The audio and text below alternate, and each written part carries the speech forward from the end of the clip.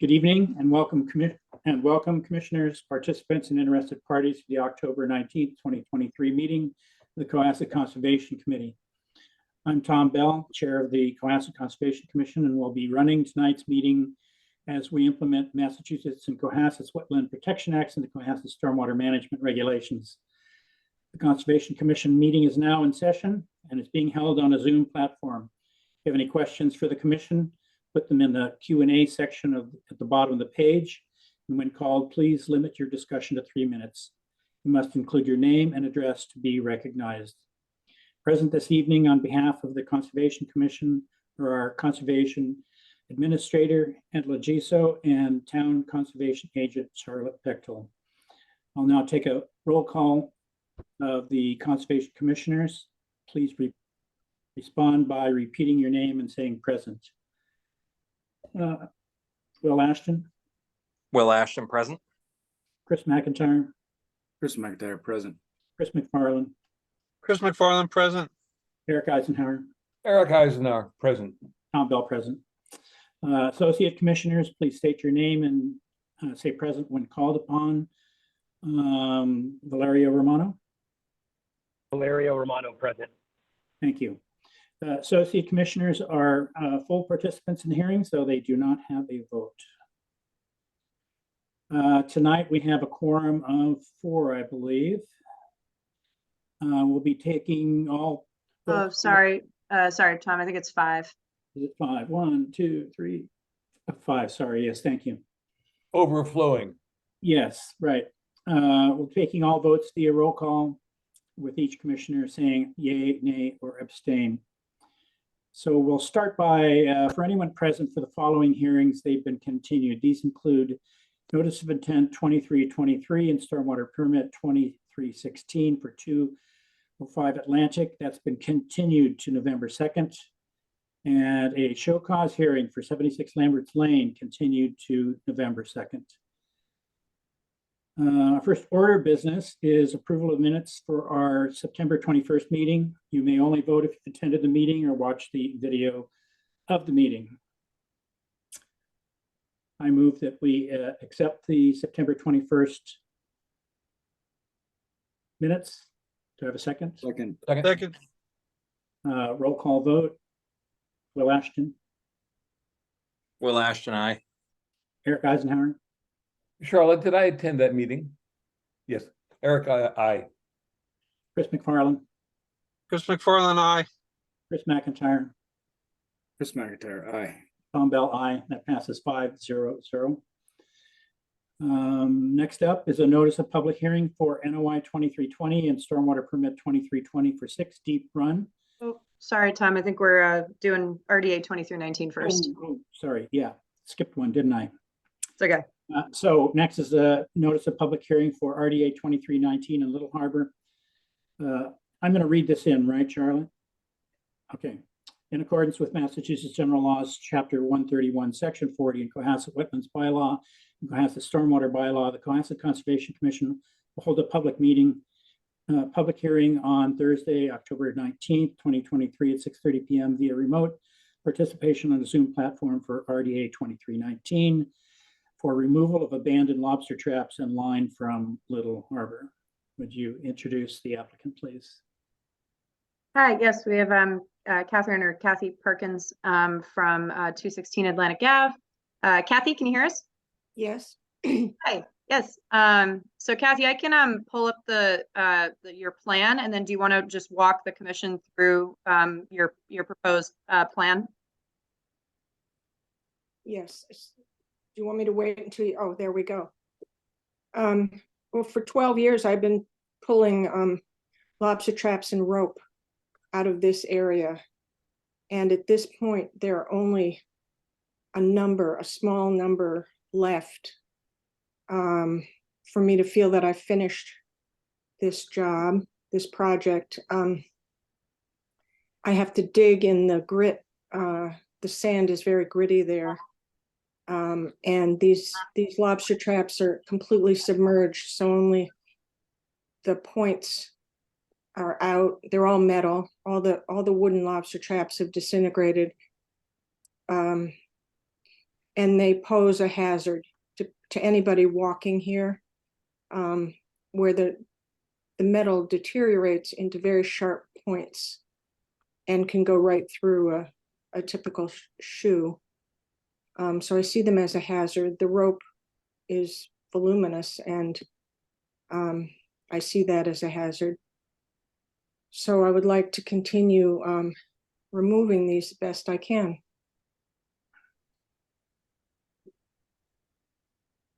Charlotte, if you have some pictures that you can show us. Yes, of the debris. Yes, of the debris. Sure. Let's start with the debris and then move to pictures of the methodology that Ms. Perkins is using. Let me pull up a couple photos real quick.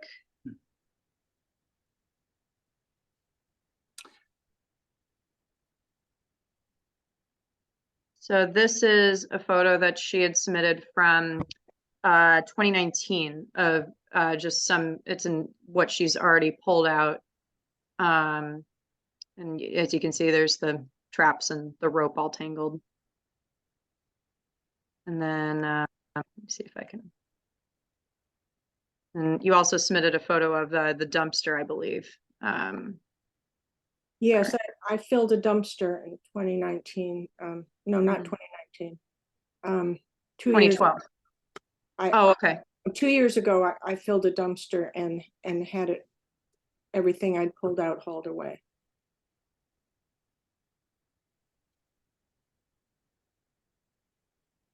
Yeah, this photo you provided was from around 2012, but I think the commission probably gets the idea. And Kathy, could you go into detail a little bit about your methodology of how you remove the traps? Oh, yeah, I mean, I know I'm not strong enough, but I don't think anybody's strong enough. That piece of rope that you just looked at weighs 4,000 pounds. And there were 2 pieces of that. So I decided to use flotation because of the tide being right there to help me. So I put floatable things, tied them onto the parts of the traps or the rope that I could find. And as the tide came up, it helped me pull them out. And then I would dig out pieces and break off pieces and remove them and keep doing that through all the tides. So that meant that sometimes there were things that could be seen, especially from Cunningham Bridge. Charlotte, you want to show a picture or two of what this looks like for removal? I don't know if I have a photo of that, but I can pull up some of the floats that were in the water, if that helps. That's what I'm talking about. Okay.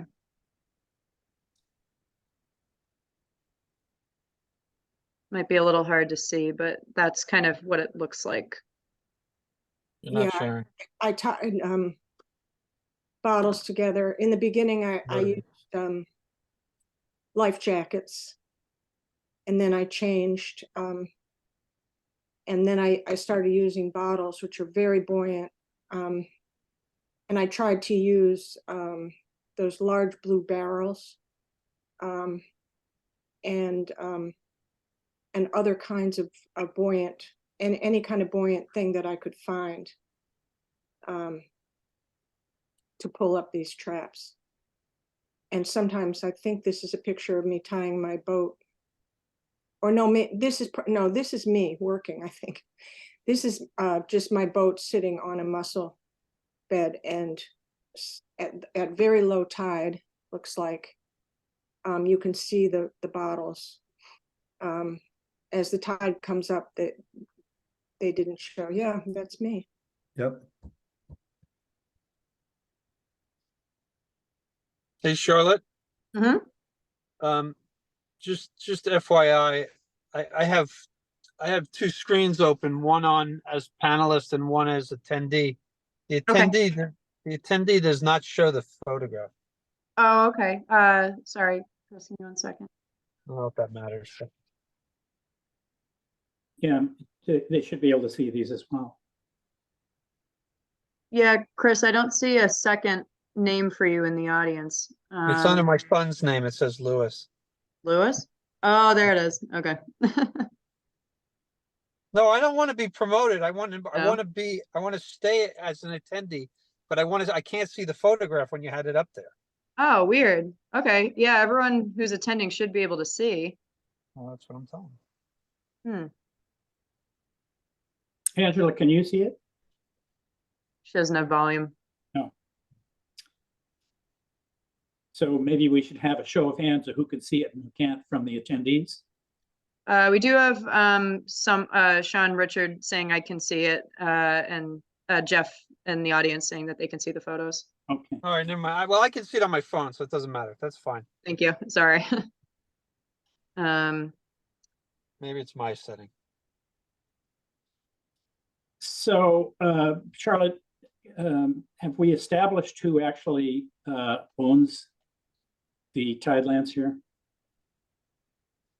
The answer is probably more than one party. There is a chance it could belong to the abutter at 214 Atlantic Ave. I believe they may or may not own out to the low tide line. But the waters themselves are most likely in the jurisdiction of the town of Cohasset and the Commonwealth of Massachusetts. And how does that impact the Ms. Perkins' activities? So, you know, we're kind of dealing with multiple levels of approval here in most cases. So you're dealing with, you know, Conservation Commission and then any permission that you may need from the town. And then if the waters do belong to one of the abutters, they would have to give written permission and or sign an application. And the Commonwealth of Massachusetts might be tricky. We might have to contact them as well to see what the procedures are on that end. But the town, I would imagine, would also have to approve it. Usually projects on town property, like a town parcel, for example, have to go before select board. And I would imagine this is a similar stance, even though we're not dealing with a land parcel. Commissioners, have any of you read Officer Kimball's letter to the commission? Yes. I have Charlotte, too, Valerio.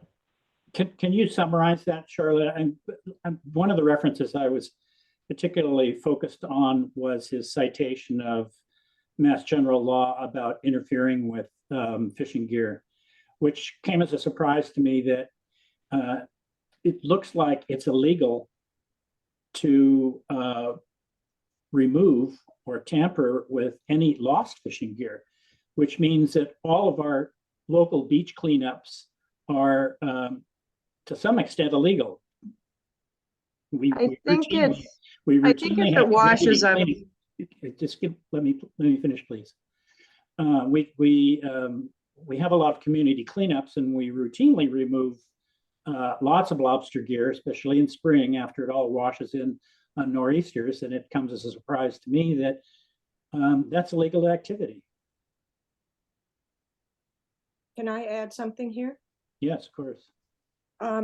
During the course of the last 12 years, I've asked everybody for help, including the people who were constructing the bridge. But for 3 years, I was talking with the Mass Lobstermen's Association, and they promised that they would help and they would do this or they would do that.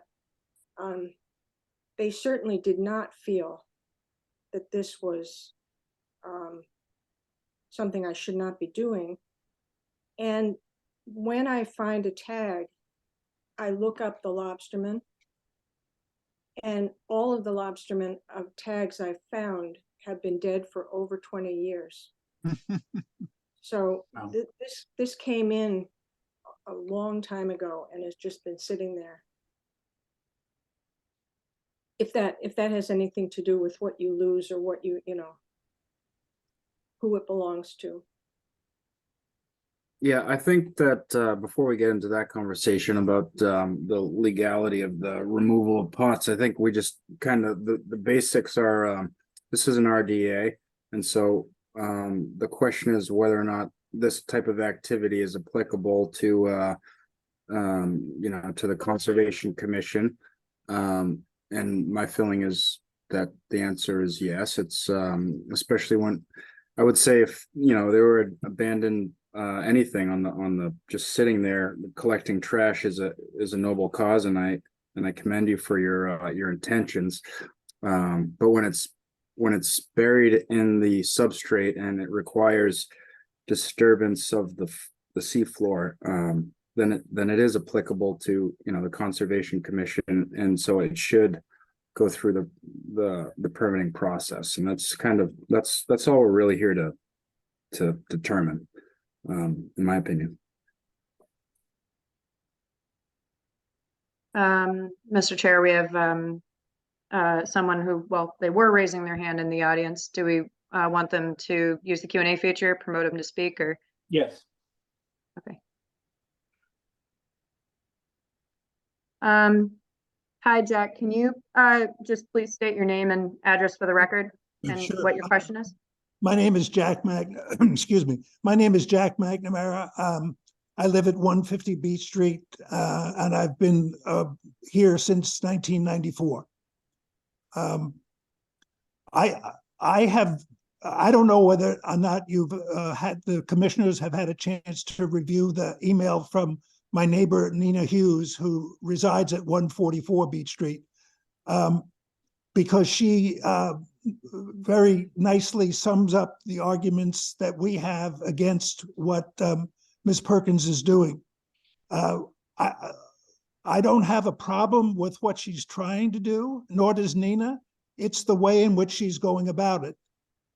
This has gone on, as Ms. Perkins said, for many years, and we have complained to her, we have complained to the harbor master, we've complained to the town manager,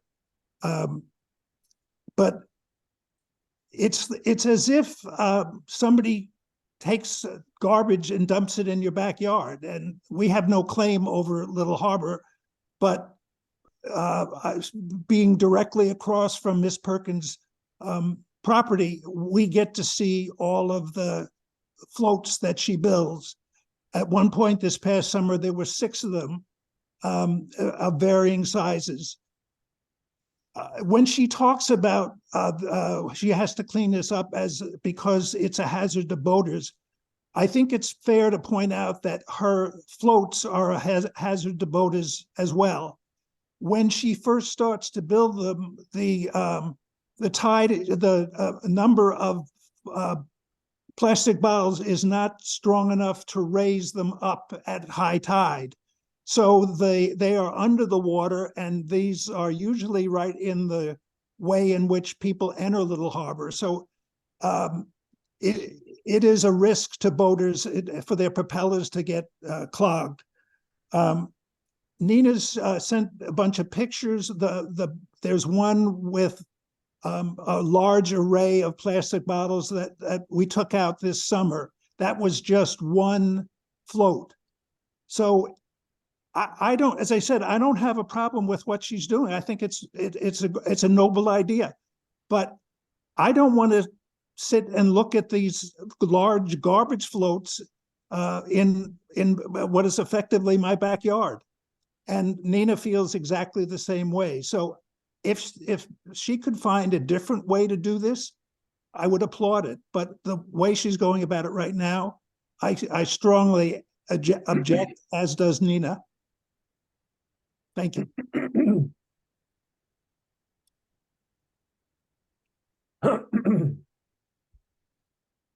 So I agree with Commissioner McIntyre that this definitely falls within our jurisdiction. And to proceed would require a notice of intent and a plan. And all the required permits from the state to go ahead with this.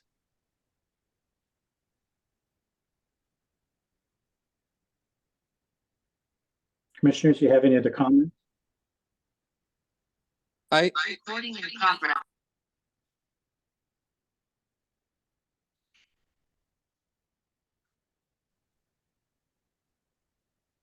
sorry, I switched over to my computer. Sure. No, my only, it was really a question is what, and perhaps I haven't read enough of the background material, but why does this constitute alteration of a resource area? The traps are partially buried in the sediment. Now, they're not very deeply buried. I mean, obviously, they're not very big, and if you can see the rope or the top of the yeah, trap, yeah. they are buried. So interesting. Taking a, The floats themselves, if they're there for a period of time, are altering the resource area, in my opinion, because they're there for I don't know how long, but they're affecting at least the aesthetics, if not navigation or whatnot, but right, but how, I don't understand how removing them is altering the resource area. I'm all for removing them. I just think that if you're pulling them out of the sediment, then you're creating turbidity in the water. You're there could be there's animals potentially living on them. It sounds like they are they're buried. So that's disturbing the substrate. Right, but I don't think our definition of alter is just disturbing the substrate. Then anybody that took a seashell off the beach would require an NOI. Yeah.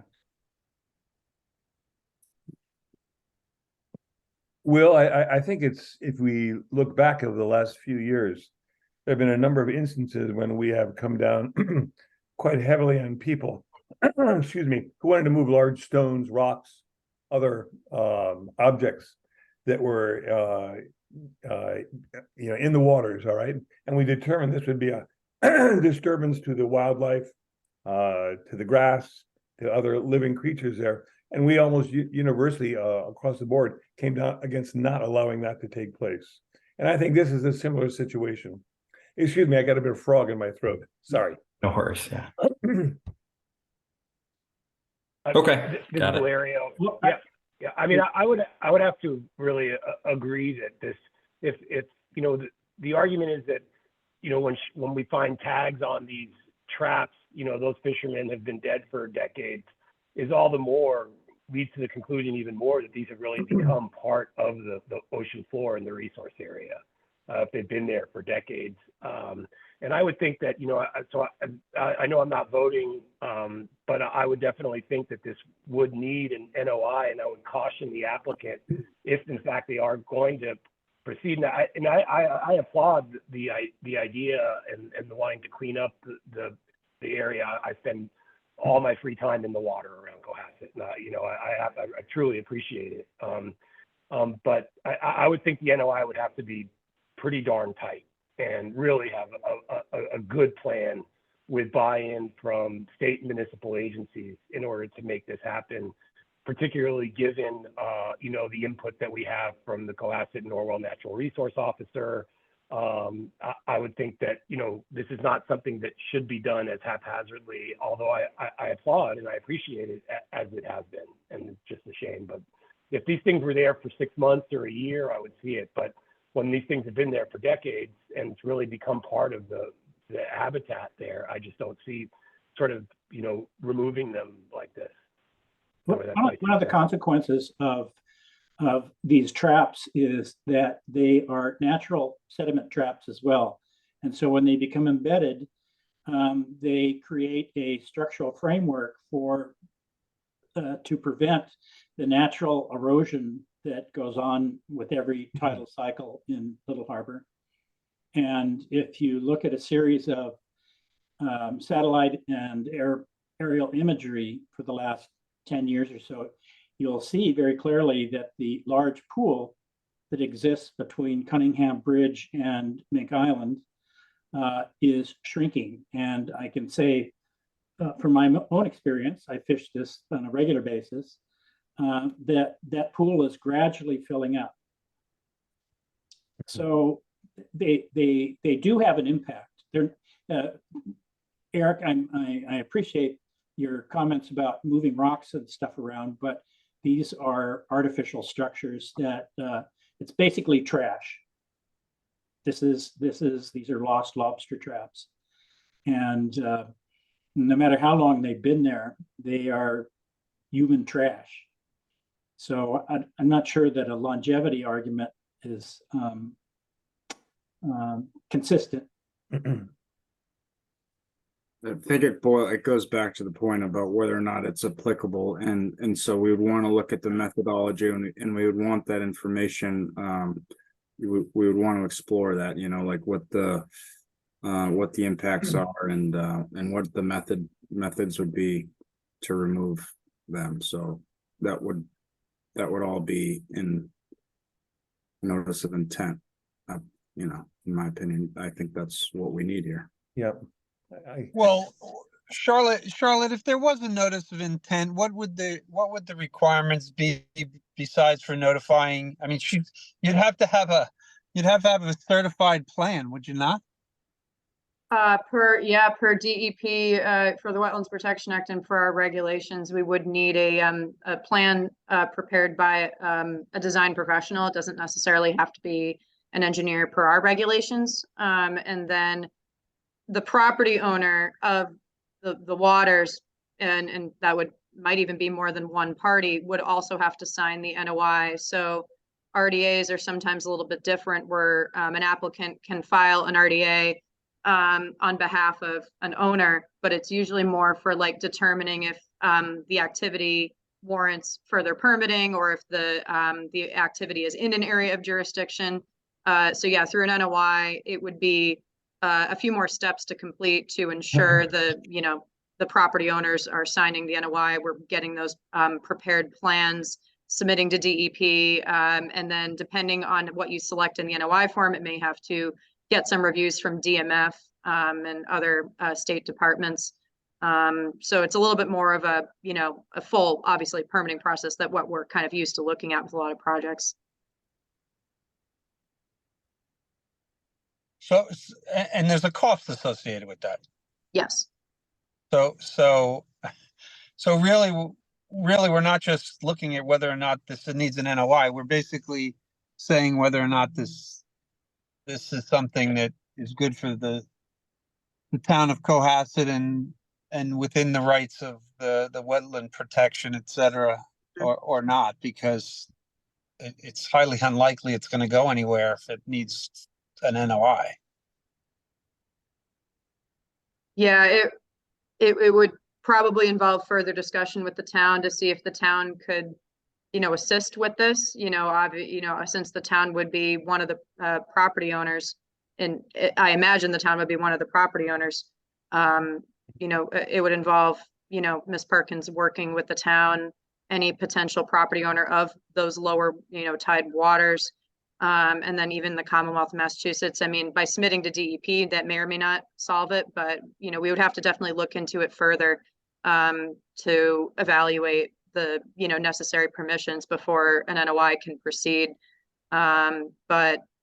And then, Mr. Chair, we do have someone raising, Jack McNamara is raising his hand again. Yeah, please recognize him again. Okay. Charlotte, have you had a chance to talk to any other towns on the South Shore as to how they deal? Because we're not the only ones with rotting lobster pots in the various resource areas. How have other towns dealt with it? Do they have as a municipal function and a boat that goes out and hauls these out, or what's going on? It's a good question, Eric. Unfortunately, I've not spoken to other conservation agents from other towns of how they would handle stuff like this. I mean, usually with town beach management plans, there's obviously plans to pick up flotsam and jetsam debris, but not necessarily directly from the waters if they're embedded in sediment. Our town council has had some experience with this and indicated that an NOI is usually required in this case, and it has to be signed by all property owners. Okay. Charlotte, and I don't think we always have to have a plaintiff, but who is raising this issue? Who's complaining about this? So about like the the traps How being there about in general, or? this lady dedicated to cleaning up the beach? Who is Mhm. complaining that this is a social nuisance or a problem or an environmental problem? Eric, I think it's the abutters. The abutters are complaining, okay. Yeah. Yeah. But that, I don't think that they are the only people that might feel that I understand. it's a bit of an eyesore out there. It's not the prettiest way of removing them. It is a worthy activity, in my opinion. I To entirely agree. remove them. Yeah. And certainly when you get a hairball of lobster rope that is hundreds, if not thousands of pounds, that is certainly a hazard to navigation itself.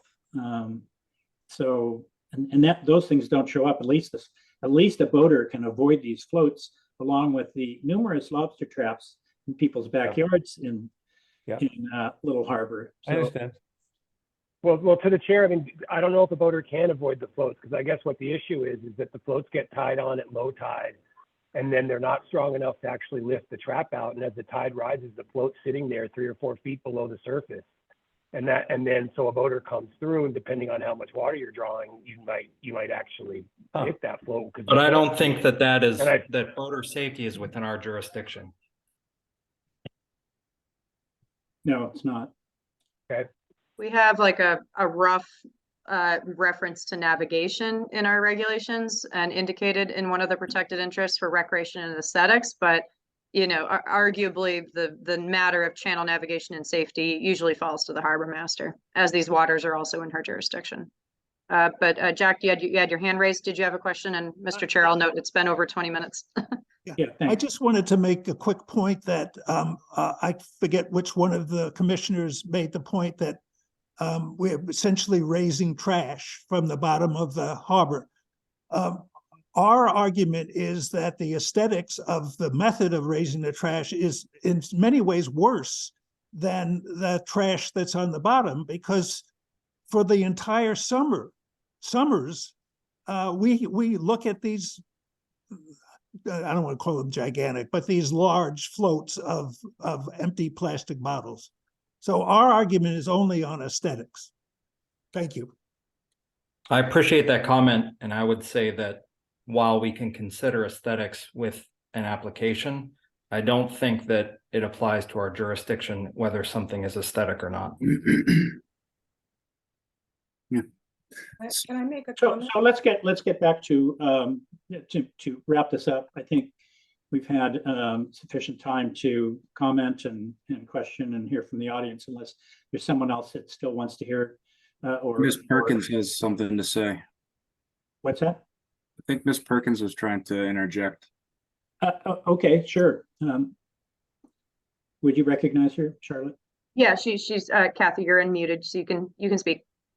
Okay, thank you.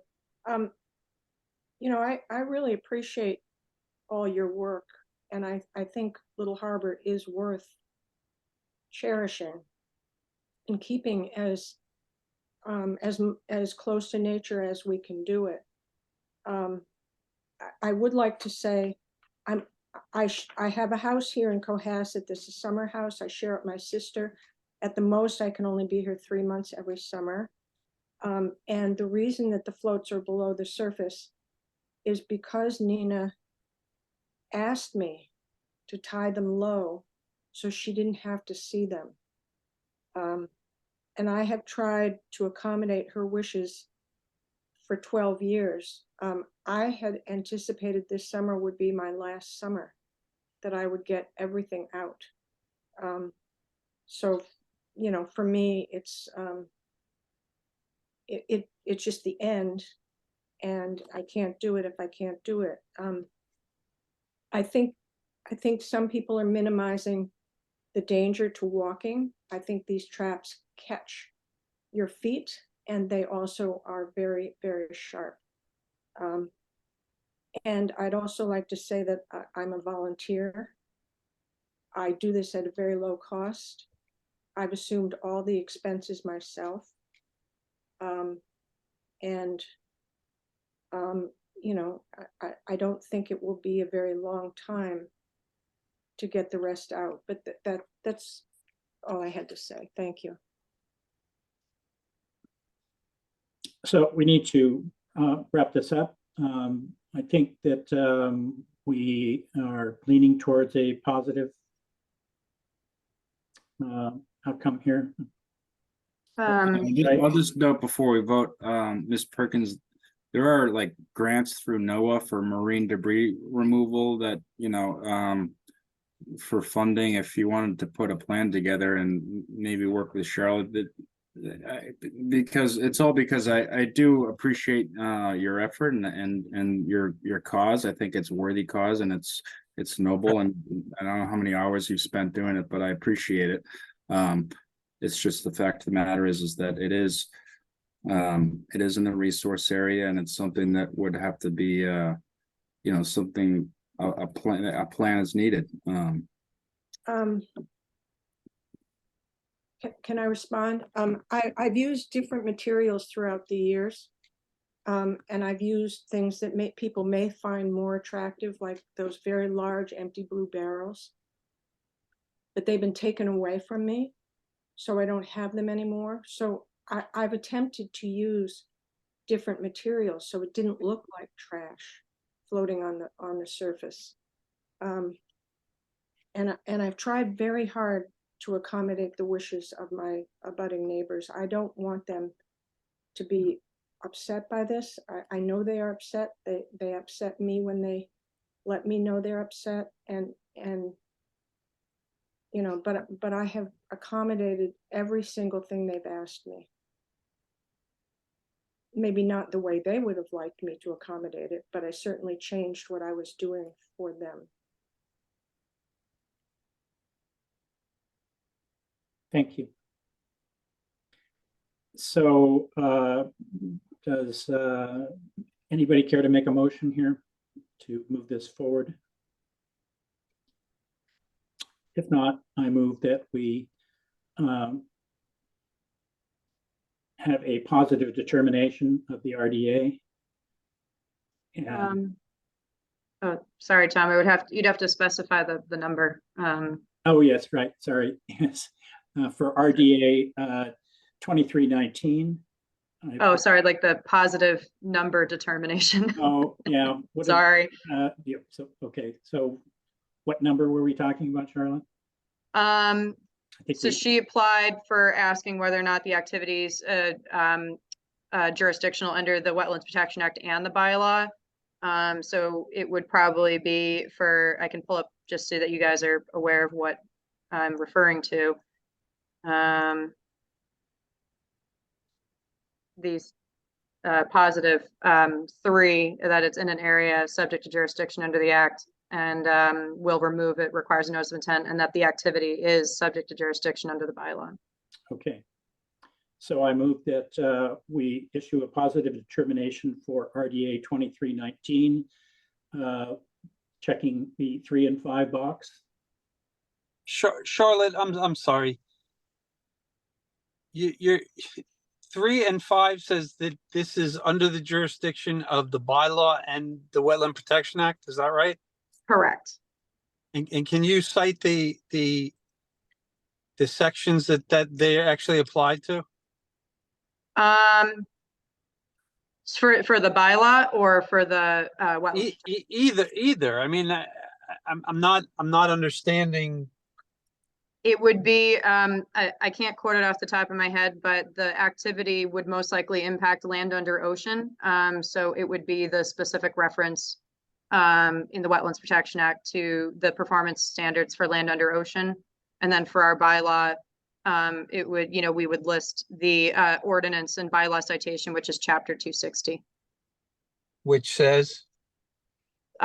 It's this, in terms of any activity that removes, dredge, fills, alters within resource areas subject to jurisdiction under the bylaw in addition to the Wetlands Protection Act. And then it would probably be the section of our regulations that also speaks to land under ocean. So at least for the form specifically, you just select you can select as many of these as you need to. No, okay. Yeah. And does our bylaw say have a area of disturbance under the ocean, or is it just disturbing? We also defer to the Wetlands Protection Act in terms of our bylaw protects the same resource areas as the Wetlands Protection Act in addition to a few others. And then we also have a broader definition of alter, which is also the placing of obstructions in the water.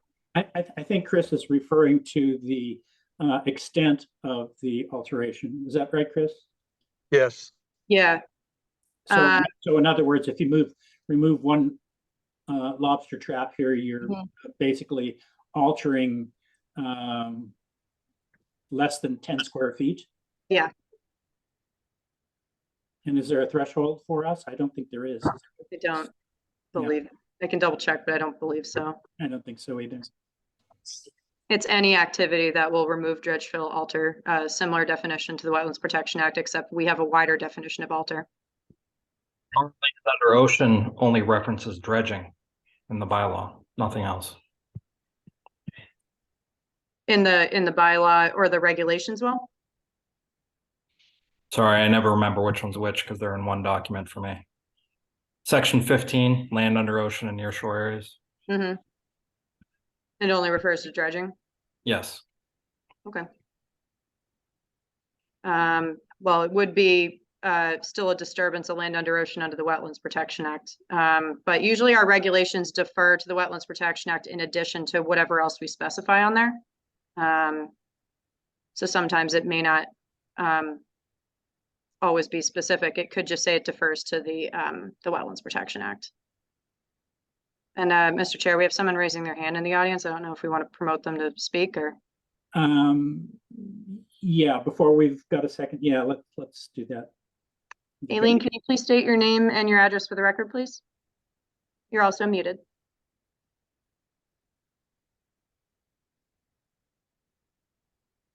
Aileen, you're muted.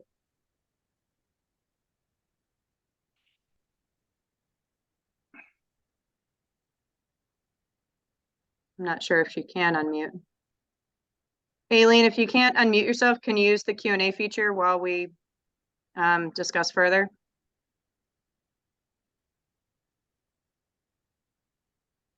I don't know if we can. She hasn't unmuted herself. Let's give her a couple more seconds here to see if she's going to submit something under the Q&A.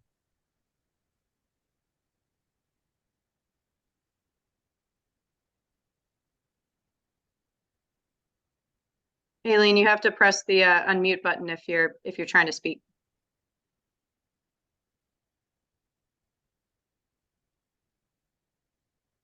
Okay. Okay, so let's move forward with this. So Chris, are you satisfied that, and Will, are you satisfied that conditions 3 and 5 are applicable or not? I'm gonna abstain. Okay, I will vote on whatever you propose, yes. okay. I think we'll stay with the original motion as stated. Do I have a second?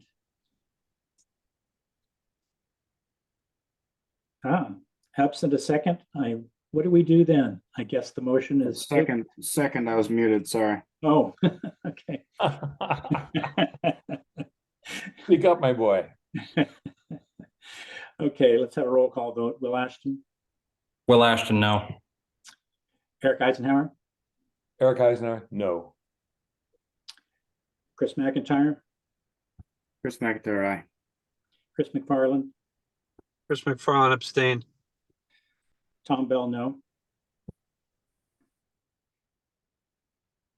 So the motion did not pass. The motion does not pass. What do we've got? One aye. There was two, no, only one person said Yeah. yes. Do we make a new motion or what do we do? Make a new motion, I guess. I move for a negative. I forget the number, Charlotte. If Are it's two you or, saying it's not jurisdictional under the Wetlands Yes. Protection Act for the bylaw? yes. So wait a minute. Which one? 3? Yeah, sorry. Can you pull the list up again? I can't keep them straight. A -3 is it's not, doesn't warrant further jurisdiction under the Wetlands Protection Act or the bylaw. Yep, Well, negative. it's -3 for the Wetlands Protection Act, and it's a -3, well, no, -2 is under the act with, just, it's not, in the -3 is not jurisdictional in the resource, is in the buffer zone, but it doesn't have any conditions. So here, hold on, I'll pull it up because I can't talk. But I wouldn't recommend a negative determination, only because that's not what town council advised, and that's all I'm gonna say. Was there a, did you consult both of our councils, Charlotte? Yes, And they both agreed on that point? no. One said, okay, with certain conditions that all other approvals shall be obtained. The other one said, no, it has to be a positive determination, so they were split. So that's not much help, is it? No, it isn't. Oh, what is, Charlotte, is number 2 there? Is this under Yes. the negatives or positives? This is negative. Got it.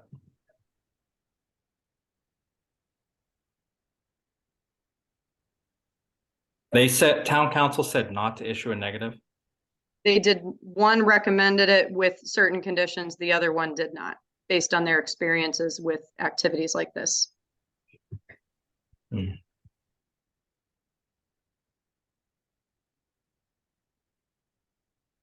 So Charlotte, that would be a -3 determination with the condition that all other agencies having jurisdiction would have to weigh in. Is that correct?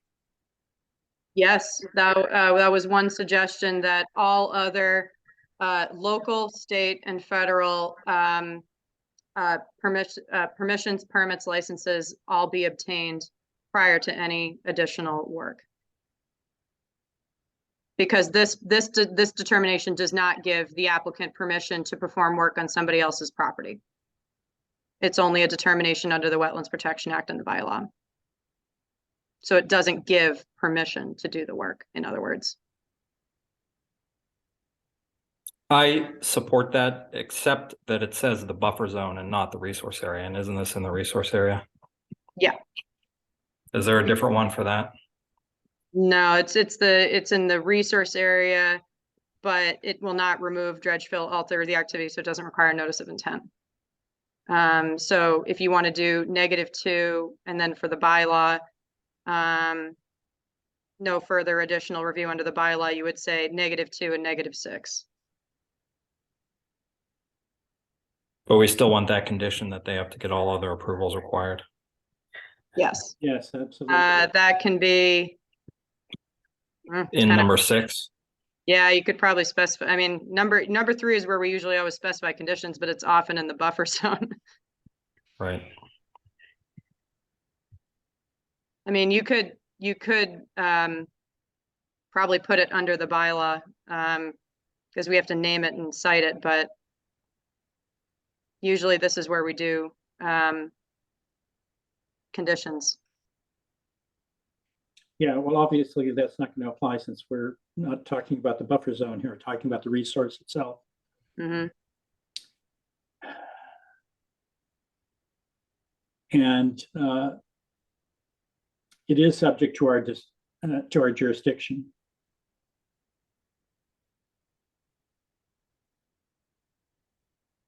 So I don't see how we can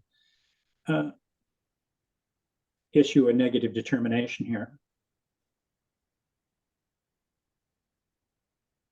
But let's go back to the choices for positive, which seem to be a point of contention.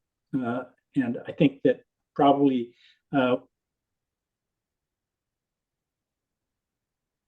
using number 5 is maybe the best way to go here.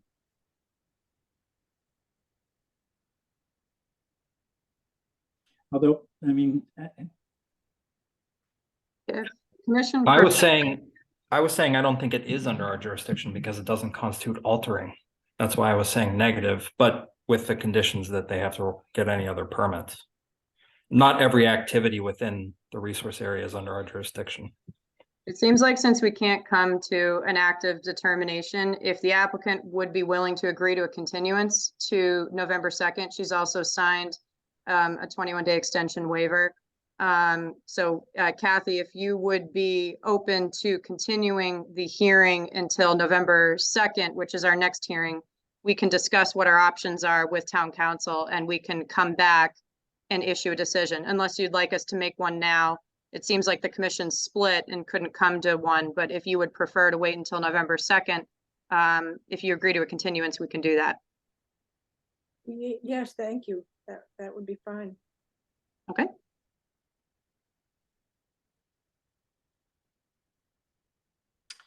Okay, And Mr. Chair, the person is still raising their hand in the audience. I don't know if they're muted or not, but Aileen, sorry, we're gonna probably continue the hearing. Not sure if you have a question, but we can't hear you. Haven't seen a question come through either. Do you want to give her like a couple seconds, or do we want to continue? no, I think she's had plenty of time to Yeah. respond. She had the opportunity to put her question in the Q&A, Mhm. which was not done. Is that correct? No. Yeah, okay, so let's move on. Next up is a notice of public hearing, NOI 2320. And Kathy, sorry, thank you. We'll continue to November 2nd, and we'll put this on the November 2nd agenda. Thank you very much. All right. Thank you. Notice of public hearing, NOI 2320 and stormwater permit 2320 for 6 Deep Run. In accordance with Massachusetts General Laws, Chapter 131, Section 40, the Cohasset Wetlands Bylaw and the Cohasset Stormwater Bylaw, the Cohasset Conservation Commission will hold a public hearing on Thursday, October 19th, 2023 at 6:30 p.m. via remote participation on a Zoom platform for NOI 2320, stormwater permit 2320 for construction of a swimming pool and landscaping.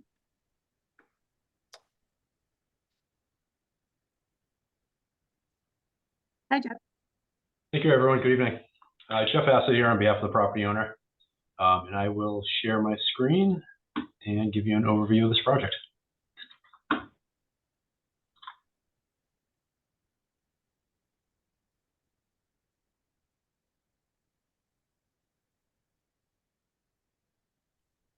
All right, so this property is a 6 Deep Run. We're here in front of you with a stormwater permit application and an RDA filing because the property owners would like to construct a swimming pool and a small pool house in their backyard. The property is located at the intersection of Deep Run and Jerusalem Road at the top of the page. The property is developed with a single-family home centered on the property. They have a loop driveway off of Deep Run, and the remaining portions of the property are lawn and landscaped areas. There are no wetlands on this property. It's entirely upland outside of the FEMA floodplain.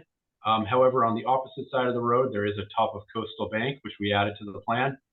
That location is based on a site plan for that property across the street that was previously approved. We're showing the 50-foot buffer in red and the 100-foot buffer in green. So the proposed work is primarily in the backyard. Currently, this area there's a patio and lawn areas. This area slopes off-site in kind of a northeasterly direction towards the abutting property and to Jerusalem Road. Ultimately, the runoff flows to a catch basin in Jerusalem Road. Currently, there's no stormwater mitigation on the back of the property, so all the downspouts from the house go right onto the lawn. The proposed work will be to put in a 16 by 50 swimming pool and a 20 by 22 pool house. The patio around there will be pervious pavers, which we've detailed on the plans. And there also will be, they're removing the paved driveway in the front, in that area that's hatched with dots, and replacing it with porous material, either porous asphalt or pervious pavers, both of which are detailed on the plan. The reason they're doing that to the driveway is that they have to comply with the zoning impervious coverage requirement. Coincidentally, it helps out with stormwater because it ends up being a slight reduction in impervious. So for stormwater, it's a slight reduction in impervious, and then this back area is going to be essentially now flat with a pervious patio. So you're going to have basically no runoff from that area. We ran the stormwater calculations as well, showing that. And then I mentioned before that the roof downspouts go right onto the ground. We don't want those running off right onto the patio, so we're proposing to put in a roof drywall system in the lawn area. The other, in addition to that, there is a hedge along the frontage, which is in poor condition, which they would like to remove. And they have to have a fence around the swimming pool. So the fence is going to be, they're going to add a wrought iron gate style fence on top of the existing stone wall, and then run a traditional, probably aluminum style fence around the perimeter of the rest of the house. So with that, I will pass it off to you. Thank you. Commissioners, any comments or questions? Mr. Chair, we do have someone raising their hand in the audience. Do we want to promote them to speak or you have them use the Q&A feature? Before we do that, Charlotte, do you have any comments to make about this plan at all? So as Jeff mentioned, a small portion of this work does lie within the 100-foot buffer to the coastal bank across the street. Given the amount of work, an RDA was submitted. So this permit is technically 2 permits. So the commission would issue a decision under the wetlands bylaw and the stormwater bylaw. And that's it on my end. I'd like to just make one comment. Pardon me.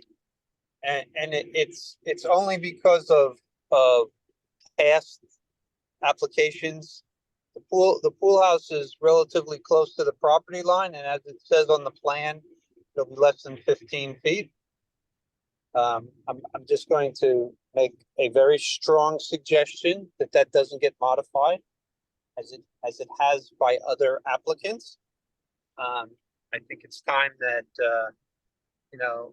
water under the bridge is not an excuse for things being altered during construction. So I just want to mention that it's expected when this project's over that building actually is less than 15 feet.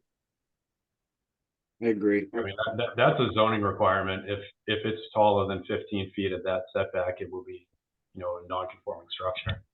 Yes, but that doesn't seem to be a problem in this town. But it's going to be a problem with us, is what I'm saying. The bottom line is that deviations from the accepted plan, at some point, they're going to come back for a certificate of compliance, and we're not going to look at deviations, particularly a deviation like that, favorably. Mhm. So I would just say there, if it doesn't stay 15 feet away from the property line, they might have to tear it down and rebuild it somewhere else. It's not I don't think it's a 15-foot setback, but I think it's a 15-foot height limitation. Oh, I see. Yeah. Okay. Under 15, it doesn't have to be 15 away from the property line, I think. Okay. Yeah, So, that's right. Deviations from the order of conditions. The required zoning setback is 15 feet to the property line for a structure, but if the structure is less than 15 feet tall, it can be 6 feet off the property line, which is why we're able to, put it 8 feet off. So I get what you're saying. Yeah, you don't want to see any deviations, and I hear that. This is a very tight lot, and it's full now. I don't think there's not much more that could be done. No.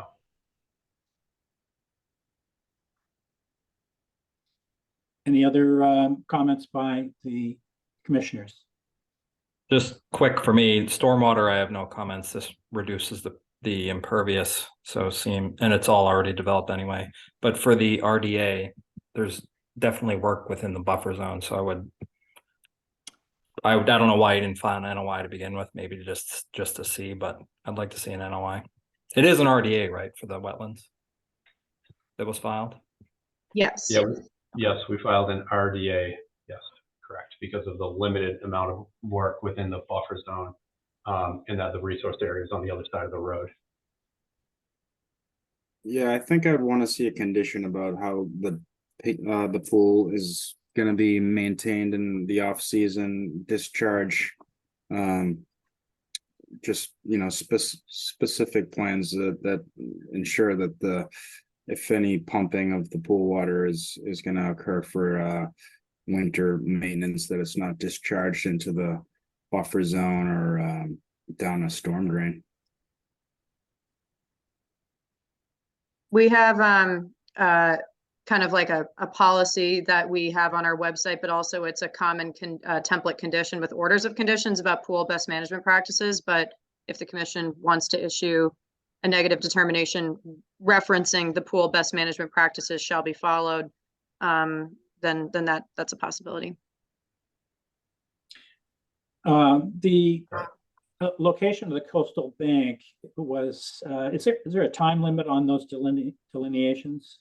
Charlotte, I know there is for wetlands, but I don't know that there is for a coastal bank. All wetland delineations are valid for 3 years if they're approved coastal through an bank order of would- conditions or yeah. Yeah, okay.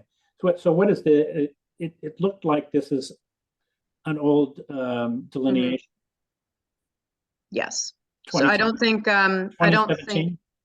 yes, and I 2017. don't believe Jeff has asked the commission to approve the delineations, but Jeff, correct me if I'm wrong. I'm not asking you correct to approve that 20 acre. And I mean, vegetated wetlands do change over time. A coastal bank is defined by the landform, and as long as no one's modified that bank, which they haven't, then that top of coastal bank would not change. And basically that line where I'm showing it, Yeah, it's right on the road. that runs right up along the edge of the road. Yeah. So it couldn't move any closer. Yeah, okay. So there still remains a question of why you couldn't find a spot for the drywall system outside the 100-foot buffer. I mean, I guess we could move it just outside and have it partially under the patio. We could if that was your preference, but in this area, you know, it's in the lawn area. We do dry wells in the 100-foot buffer pretty regularly. So you could move it. Yeah, if that was important to you, we could slide it back about 10 feet and put it, you know, just outside of that green line. But the outflow pipe would probably still have to go in a 100-foot buffer. Yeah, you still have to that won't- dig all the way over there. Would it impact the ability to infiltrate if you moved it back? No, and that dry well is just really shown for good measure. We're connecting the existing house to it. Yeah, definitely an improvement. So Yeah. yeah, I don't have any strong feelings one way or the other about it. I just thought I'd ask. Any other questions? Did you say we had someone in the audience who has? We their- do, yes. Do you want to promote them to speak? Yes, please. Okay.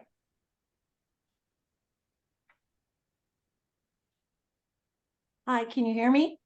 Hi, yes, Helene, can you please state your name and address for the record, please? Sure. My name is Helene Lieb. I'm in a butter, and on the back side of the pool is my land. I want to make sure that 10 feet of our property is preserved. It's our driveway, one of our driveways. Also, I wanted to mention that on the other side of the fence, where, you know, the pool house is going to be, where our land is, that floods a lot, as well as the driveway. We put in, my deceased husband and I put in, you know, a lot of, we did a lot of work to keep that driveway dry, but we've always had a problem with the property on 6 Deep Run. Because it was built before, I believe, the stormwater type of laws, I'm pretty sure. And so the water runs into that stone driveway, and we have one drain that's towards the beginning of our property, the grass part, you know, at the end of that stone driveway. So, and then on the other side of the fence, like I said, that floods too. I have just a little organic garden there, but because you could see on the other side of the fence, the land goes down. Okay. I'm not sure where their fence is going to be because there's a slope. When they built that house, they needed to slope it down because where the fence is now, on the other side, it slopes down. And the other question that my family had is the pool going to require blasting? So those are the two things.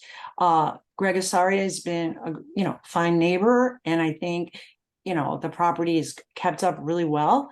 And the plan looks, like you said, it's maxing out the backyard, but if it meets I'm very into following Cohasset bylaws and their setbacks and everything like that.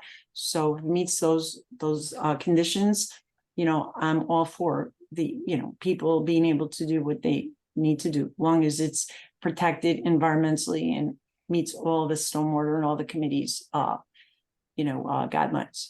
I've been on many committees in Cohasset, including the school board and the advisory. So I know all about a lot of the rules. So anyway, that's my concern of our family. The stormwater problem potentially will be made worse. And also what is there going to be blasting, that type of thing. And, obviously we know it's completely built out now, because now I think, between the pool house and the house, that's max use of the land for structures. I know that. So anyway, can you answer that? I don't know if you can at this point. Thank you. I think so. Jeff, could you address the runoff problem? Yeah. So the gravel driveway that was referred to is right here, running along this portion of the that abutting property that then opens up behind it. So there's a gravel driveway there. Currently, runoff from this backyard flows towards that driveway. With the addition of this pool, there's going to be a retaining wall about 3 feet off the property line that won't be taller than 3 feet, variable in height, but not bigger than 3 feet. And this whole area, rather than running off towards that driveway, is now going to be flat, and the roof runoff directed back here where the grade falls off. So this will certainly be an improvement. It's going to reduce the amount of water running off towards that driveway. And the other question was, will there be any blasting? There won't be any blasting. There will be some hammering in the deep end here. There's a small outcrop of ledge here. So there will be some hammering in the deep end. Jeff, when you say it's flat, I mean that water has to go somewhere. Certainly in a heavy rain, it's not going to infiltrate very quickly through even your pervious pavers there. Is there a possibility of putting in a French drain along the property line there to make sure that it doesn't increase? Yeah, I mean, the patio is going to be, essentially flat. But the retaining wall will naturally be constructed with, crushed stone below the footing and behind the wall. I really think any water that does flow off in that direction is going to, infiltrate in that stone trench. So I think we kind of coincidentally have that. Okay. So in your opinion, do you think that the new conditions will be an improvement over the old conditions? I do, yes. In terms of flooding the neighbors? I do, yes. Right. And the other question I have, just to make sure the homeowner does know, or all the construction people, that driveway always has to be cleared. They can't use it for construction. There will be an erosion control barrier along that property line, which they cannot go beyond. Okay, so the machinery or whatever, they can't use the driveway. They already. No, not without your permission. Nope. Yeah. Right. And we're not going to give it. That driveway always has to be open, for a lot of different reasons. And, because it's our driveway, we have to use it for a lot of things. But anyway, that's it. It's the water thing, and especially in the back fence, abutting our property, that also has a lot of water that goes there. So I'm not, I guess maybe your plan is to make sure that doesn't happen, or, alleviate that. I'm not sure how you're going to do that. You know what I'm talking about, where the walkway is? I think there's stone walkway. Yeah, in this area. Yes. How are you going to keep the water from that whole back area? Because right now it floods in. our yard. So runoff, yeah, runoff will go back towards that area. They're not, this applicant isn't obligated to hold back all of the water on their property. They only can't make it worse.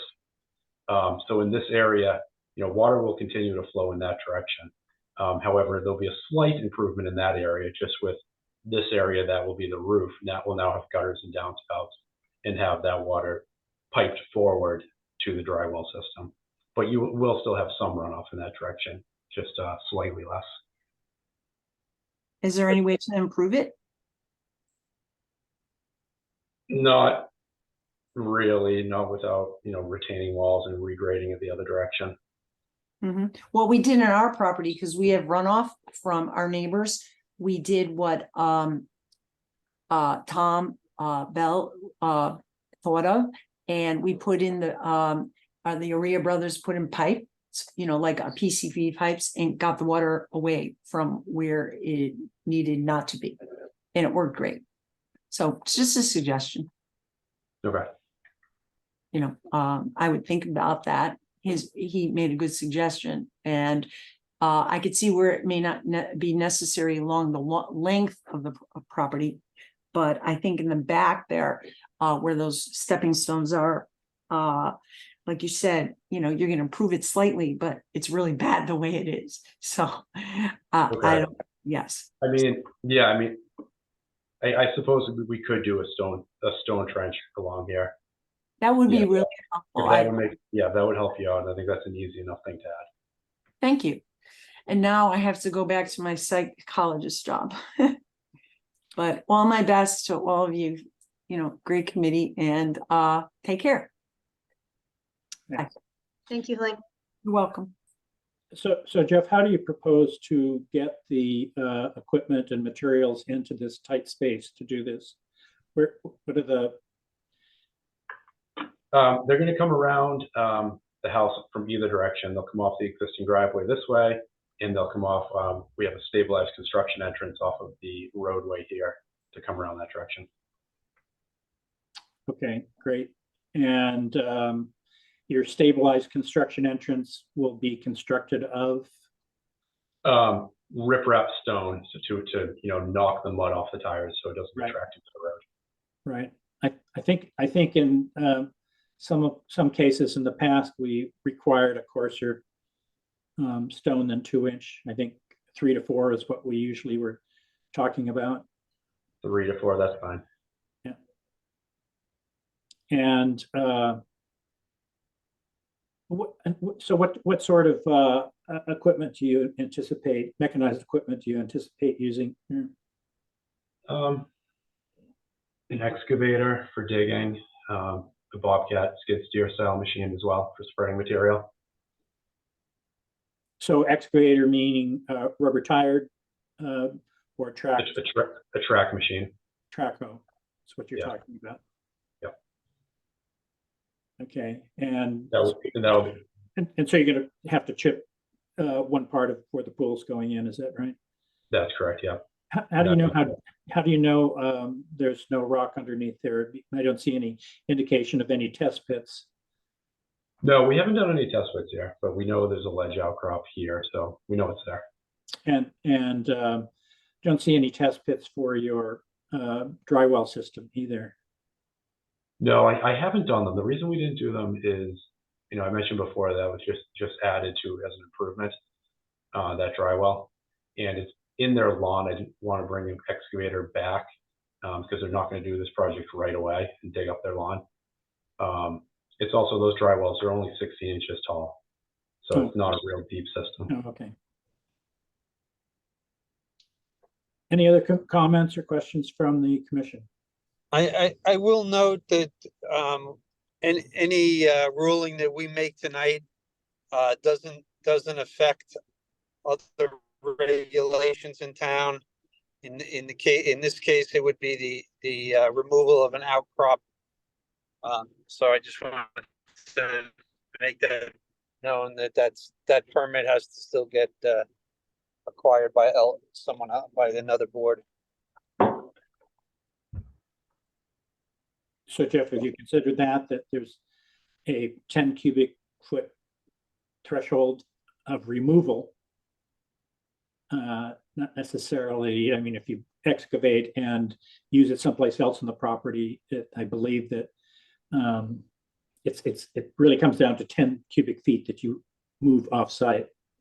Greater than Tom, 10 cubic feet, yes. I'm actually referring to another issue that was brought up to us recently, that you actually cannot remove exposed ledge without a permit. This is a new regulation that I was made aware of just a couple weeks ago.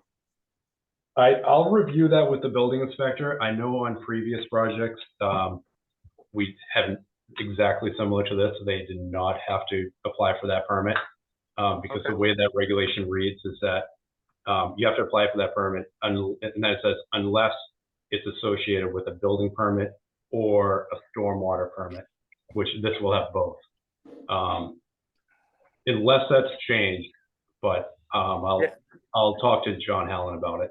And if we need that, you might want to check into it, because we issued a stormwater permit not so long ago, and then we were called about it that someone was removing ledge based on the ruling that we had given, even though we have nothing to do with ledge removal, whether it's volume or whether it's exposed. What we rule on has nothing to do with that. Those are separate permits by separate departments. right, and your permit is contingent on all other permits. So Exactly. I'll look into that. Thank you. Chris, I think you're talking about the land alteration bylaw that was passed at town meeting 2 meetings ago, or was it 3? 2, I think.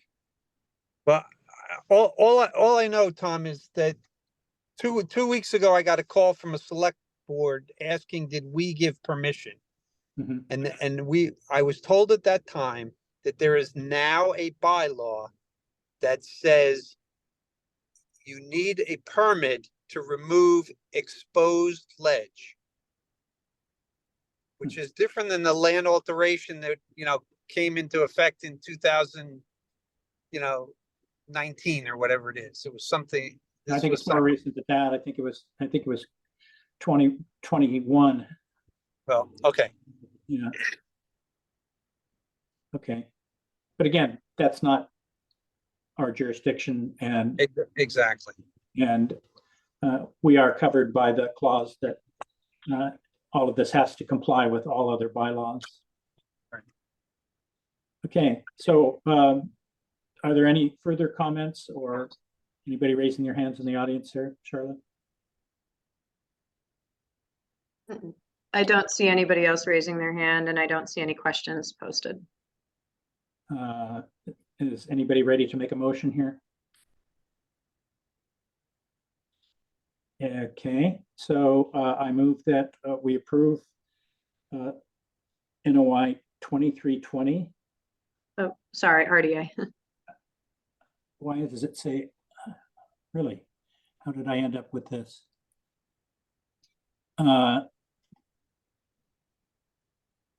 Okay. So I make a motion to, well, let's see, we're going to have a negative determination here. Is that right, Charlotte? Yep. That's what it sounds like, yes. Yes, and the number 3. Is that If you what- want conditions for the negative determination, the buffer zone, yes. Yes, okay. So what number is that? That's -3, and then the -5 would be the no further action under the bylaw as well. Okay, so We want to make a condition that they add that stone trench. Oh, I'm sorry, -6, yeah. But yes, did we want a condition for the construction of the stone trench below the pool house? And the pool BMPs? Definitely the full VMP. And yeah, the the pool BMP. and the moving of the dry well to the location specified. Basically out of the 100-foot buffer. Yeah. I'm sorry, yes, that would be a -3 determination for the buffer zone with conditions, and then a -6 that the work does not require further additional under the bylaw. Okay. Okay, so do we have a second for that? Second, Second, We'll do a roll call vote. Bill Ashton, Will Ashton, I. Eric Eisenhower, Eric Eisner, aye. Chris McFarland, Chris McFarland, aye. Chris McIntyre, Chris McIntyre, aye. Tom Bell, aye. That vote passes, that motion passes 5-0-0. And sorry, Tom, can I just reiterate the conditions because we're kind of supposed to read them for the thing that we wanted the infiltration system moved out of the 100-foot buffer, a gravel infiltration trench to be installed below the pool house.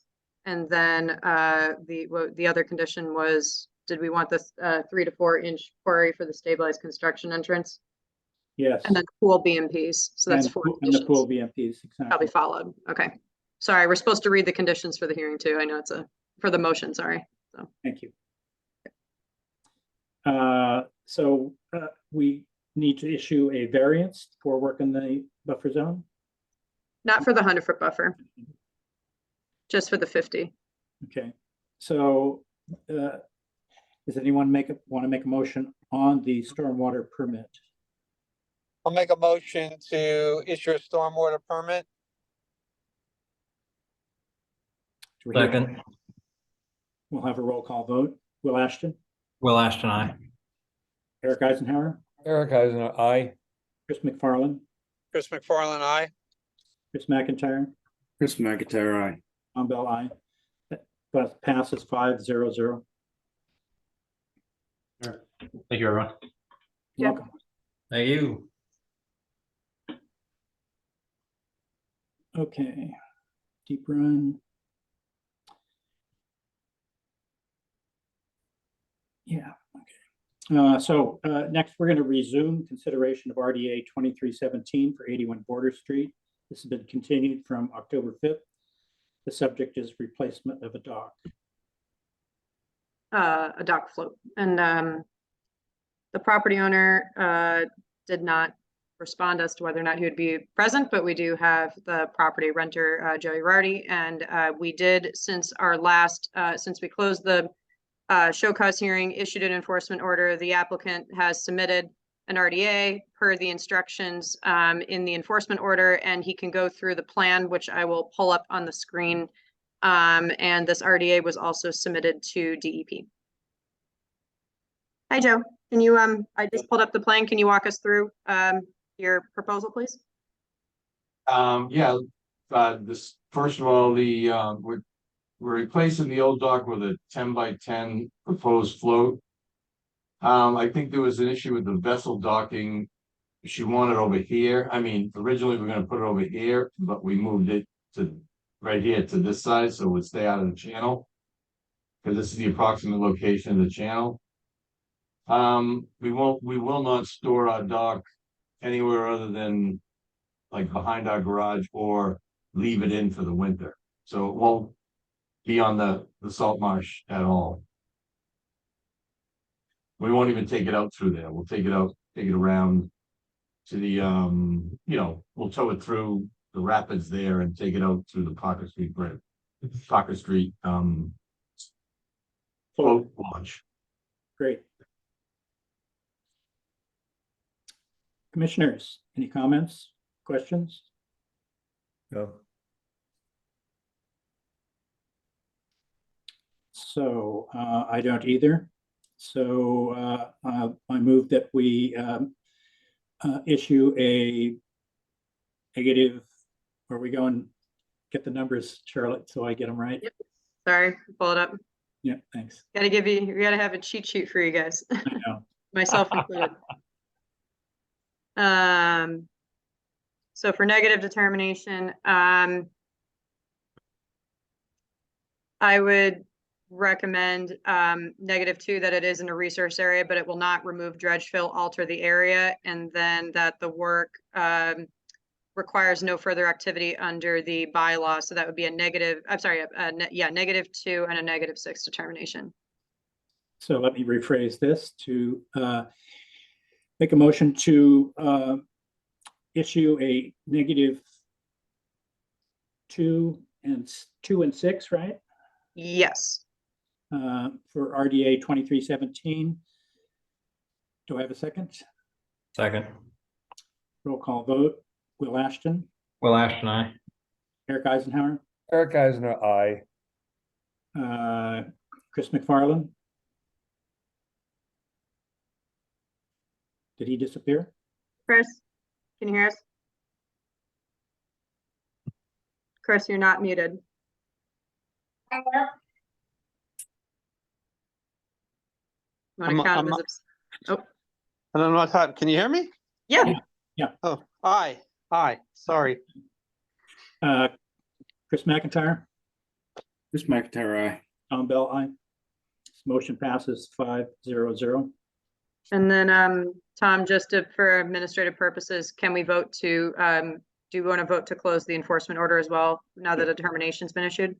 Yeah, I move that we close the enforcement order. Do I have a second? Second. Thank you. Roll call vote. Will Ashton, Will Ashton, I. Eric Eisenhower, Eric Eisner, I. Chris McFarland, Chris McFarland, aye. Chris McIntyre, Chris McIntyre, aye. Tom Bell, aye. It passes 5-0-0. Thank you, Okay, Joe. Thank you, gentlemen. Thank you, gentlemen and lady. you're welcome. Thank you. So next, we're going to resume consideration of NOI 2315 and stormwater permit 2321 for Government Wharf at 1618 Lighthouse Lane. It's been continued from October 5th. Thank you. And we have Jimmy Hill from Foth Engineering. And just to clarify, a small typo on the agenda. It says next to the item continued to 1019. We meant to write that this project was originally heard and continued from May 25th, 2023. Hi, Jimmy. Hi, everybody. Good evening. Jimmy Hill with Foth Infrastructure on behalf of the town of Cohasset. I will share my screen. And I'll just quickly recap the project since it's been some time since we talked last. So the project is at the town wharf there in Cohasset, 1519 Lighthouse Lane. And the town wishes to improve the wharf by addition of a pile supported pier on the north side and the west side, and also raising the grade of the wharf 3 feet to accommodate storm surge, sea level rise adaptation, and also regrade the parking lot into the existing 16-foot contour, which is up the hill some. So since the last continuation, we have resurveyed the salt marsh as shown here. The salt marsh did not change considerably in footprint. We surveyed it a little larger than it showed up before. Grading has been implemented along the edges of the parking lot into the existing lawn areas to either side. That was to address some concerns of the wall height difference between the parking lot and the lawn areas on either side, which are public use areas. The commission also requested we submit a stormwater permit as part of this project, so that has been submitted. And with that, we've added some crushed stone infiltration edge drains along either side of the parking lot to improve the runoff. The stormwater report was generated. No substantial impacts to the proposed work came from that. We're not really looking to increase the impervious area of this project, only improve it by raising it out of the coastal threat zone. The floats were also changed from a 6-foot wide to 8-foot wide. This is at the request of the Cohasset Harbor Master. These are working dock areas, and there's some thoughts that 6 foot was going to be a little too narrow for fishermen that work. And use those areas. And also, we moved, there's an additional pile on the edge here, and there was some concerns by the commission that boats would not be able to come in and use this intertidal area for boat repairs. So that has been moved inside, and this is a quick release connection on this float. So in storm scenarios, it can be removed and taken out of the water by the harbor master. We've also added some erosion controls around the edges of all the work areas, so that anything it happens during construction, there's no runoff that impacts the areas adjacent. So I think that's all I have. I'll turn it over. Thank you. Thank you. Charlotte, do you have an analysis for us? Yes, so with this project involved, obviously, a lot of state reviews, and since our initial hearing on May 25th, the applicant, the town of Cohasset, and obviously Foth Engineering have worked together to incorporate a lot of those recommendations, considerations, conditions, and time of year restrictions into their construction methodology in section 4.4 of their notice of intent. Jimmy, I'm not sure if you're able to pull it up. If not, I can try to find it for you. But I think the commission, I would recommend that the commission, if they were to issue an order of conditions, to add a condition that everything in the proposed construction methodology and BMP shall be followed as part of the order, because it includes a lot of the recommendations from CZM, from DMF. And then I did have a few other conditions to recommend about rock relocation and working out the exact location with the agent and the harbor master, as well as a storm contingency plan being provided by the appropriate contractor to the necessary town staff, such as the harbor master, the agent, and the engineer for review and approval, and that it should include details on how to secure the site, store equipment, any materials prior to any anticipated storm event, and post-construction storm events shall occur as necessary. Thank you. Commissioners? So I had one comment the last time we met on this, and it had to do with the connection between this project and the lawn park. I'm not sure what it's referred to. It's a large green area where the lighthouse is. I see that they've graded down somewhat, although I wouldn't say it's particularly user-friendly to anyone who's over, 50 years old. And it just seems to me that, this is a project being thought about by itself, where it really could have a very nice connection, and it always has had a very nice connection. And I just wonder if there's something more that could be done to basically have those two properties work in unison with each other. They're all part of the same property, so, or at least the same ownership. Absolutely, I can speak on that. So the south end here, the transition will remain the same into the paths. I believe that's adequate pedestrian access. Although, I mean, if there's something that the commission proposes as far as the grading, I think we're open to that. This is what we came up with after last meeting. So I thought this was, we were grouped with the harbor master, thought this was a fair plan. Given your considerations last time. I guess all I'm saying is you've got 6 parking spaces there. And if anyone's mother parked there and wanted to go to the sailing club, it's not a very friendly walk. In fact, now the grading, it's actually 2 directional. One is towards the sailing club and the other is actually towards the harbor. If you parked in parking place 1 or 2 and you were elderly, you would have to walk up the driveway to where you said you have access.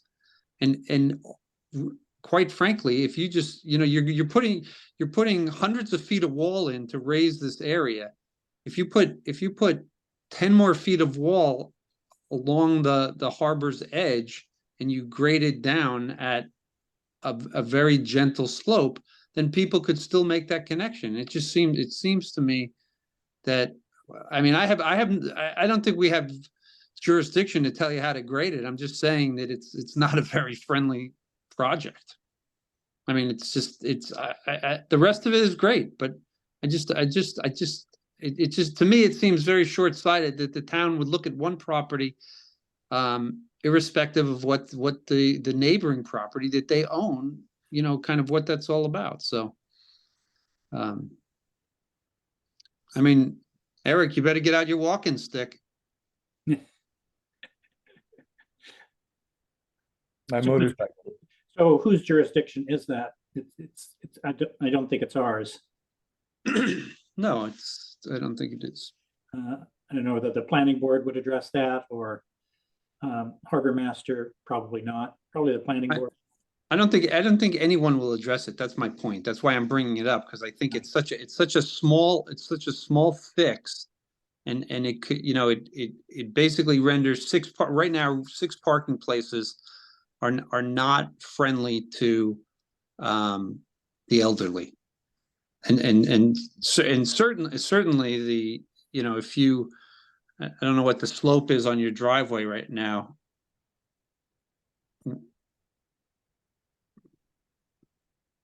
Mr. Hill, can I ask about the, I think this fits right into what you're saying, Chris. I'd like to ask about the height of that wall, which I assume is that black line there.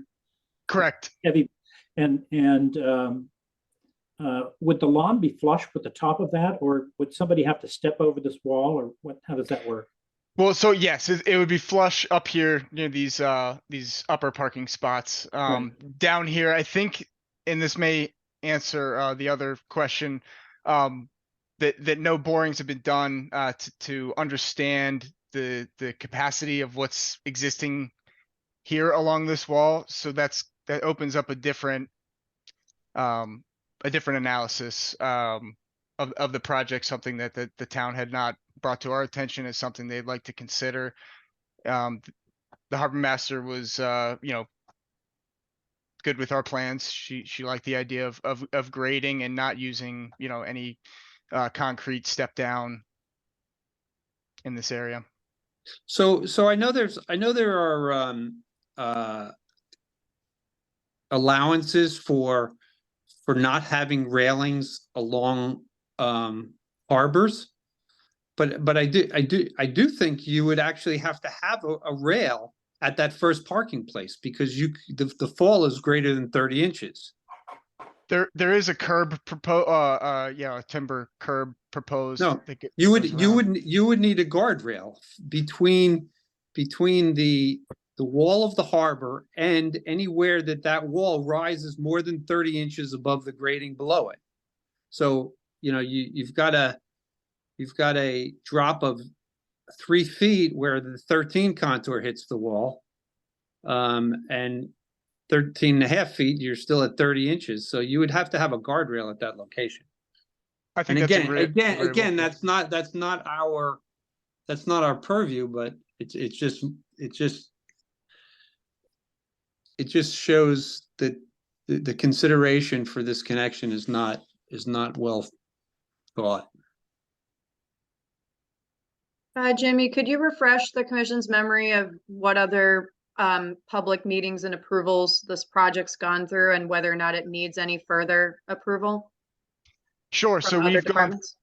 we've gone through the MIPA process, and we have an ENF, so it's gone through CZM and fisheries and, you know, all that. So we will be seeking Chapter 91 licenses as well as Army Corps permits that will require CZM consistency. I believe also we talked about the planning board that would be after this process. Okay, so planning board approval would be required for this project, and then That's what we discussed last time. Yep, Yes. and then it hasn't gone to select board, correct? That's correct. Yes. Okay. So it seems like there's an opportunity, Chris, to bring this up in front of the planning board. I mean, I agree. Yep. I agree with your analysis that should not be such a steep slope there.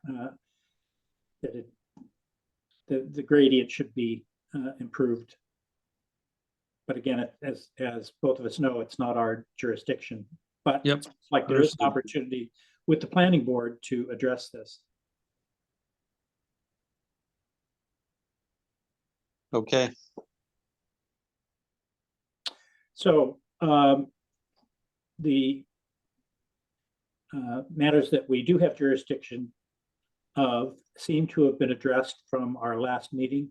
Is there anything that is left dangling here that wasn't covered? I know we made- Jimmy, I know we were just waiting on a few, more administrative documents, but I guess for the stormwater permit, can you please just describe whether the project complies with the 10 stormwater standards that's required for the stormwater bylaw? Yes, and that's included in the application too, the full water permit, but we do comply. Mhm. And the post-construction values are equal to or lesser than pre-construction. I think you had those in there. I just wanted to show the commission. That is correct. If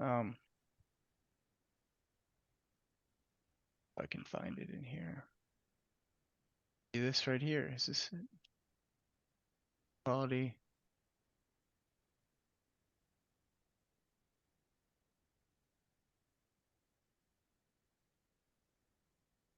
Yeah, I think your summary, yes, I think you had your checklist and summary in here, yeah.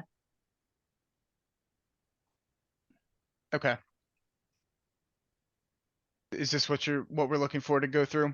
Yeah. We typically look at the pre and post construction calculations for rate and volume for the 2, 10, and 100-year events. I just wanted to make sure those numbers. I can't remember if you said that you were submitting them or if you already did with this initial packet.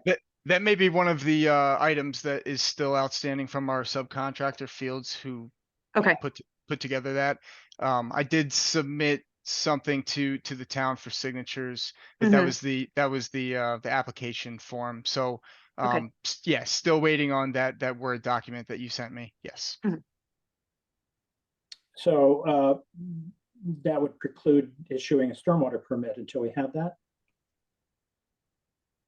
It's up to the commission, but that's typically what we see for stormwater submissions. But Yeah. I don't believe that would hold up notice of intent unless, Jimmy, this project does comply with the stormwater standards. I don't know if it did under the state level, but if it does, then we probably should be seeing those numbers. For this type of project for redevelopment, does it require to meet the stormwater standards, not counting from the stormwater bylaw? Are you asking me? I'm sorry. Yeah, I'm not- sorry. Yeah. Like in the, I can double check your NOI. Hold on. Because you have to say whether or not it is required to comply with the stormwater standards if you're submitting a notice of intent. So that's separate from our local stormwater bylaw. Okay.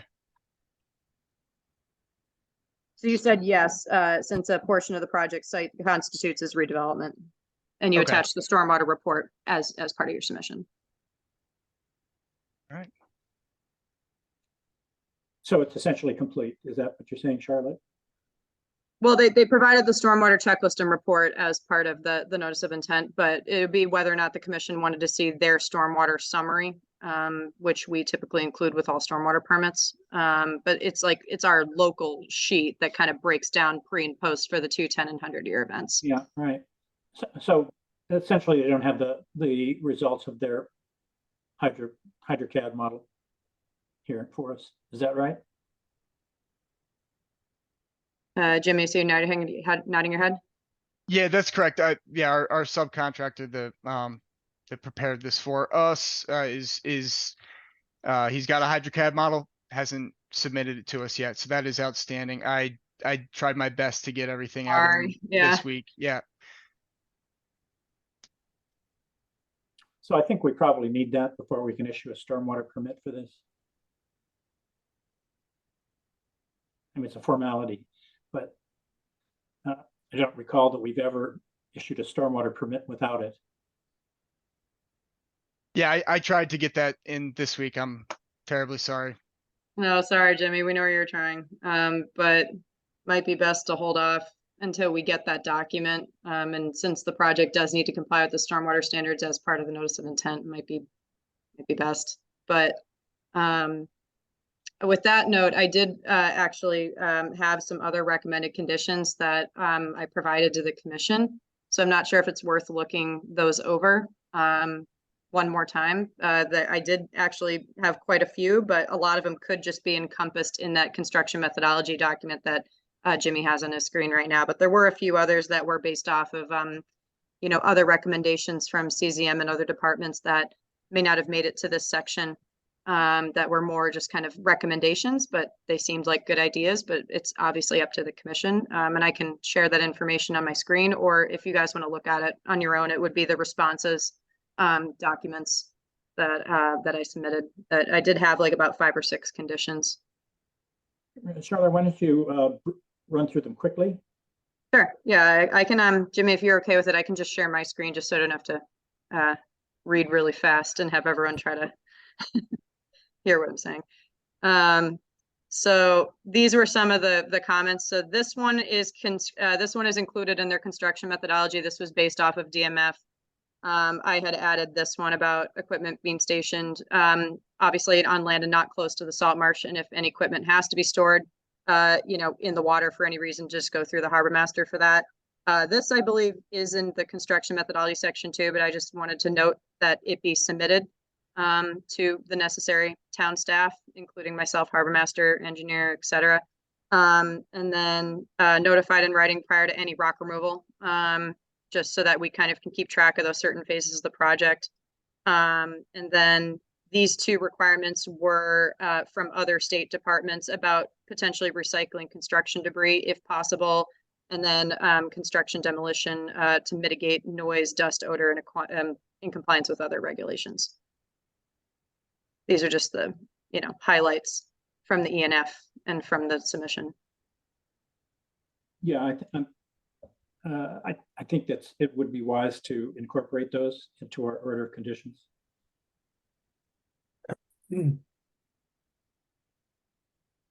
Any other issues that we need to understand before we move forward with this?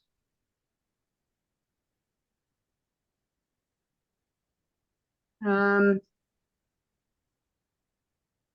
believe that was it, but sorry, Jamie, to complicate things, because I know we were waiting on some of those documents. So we can issue an order of conditions tonight, but not a stormwater permit?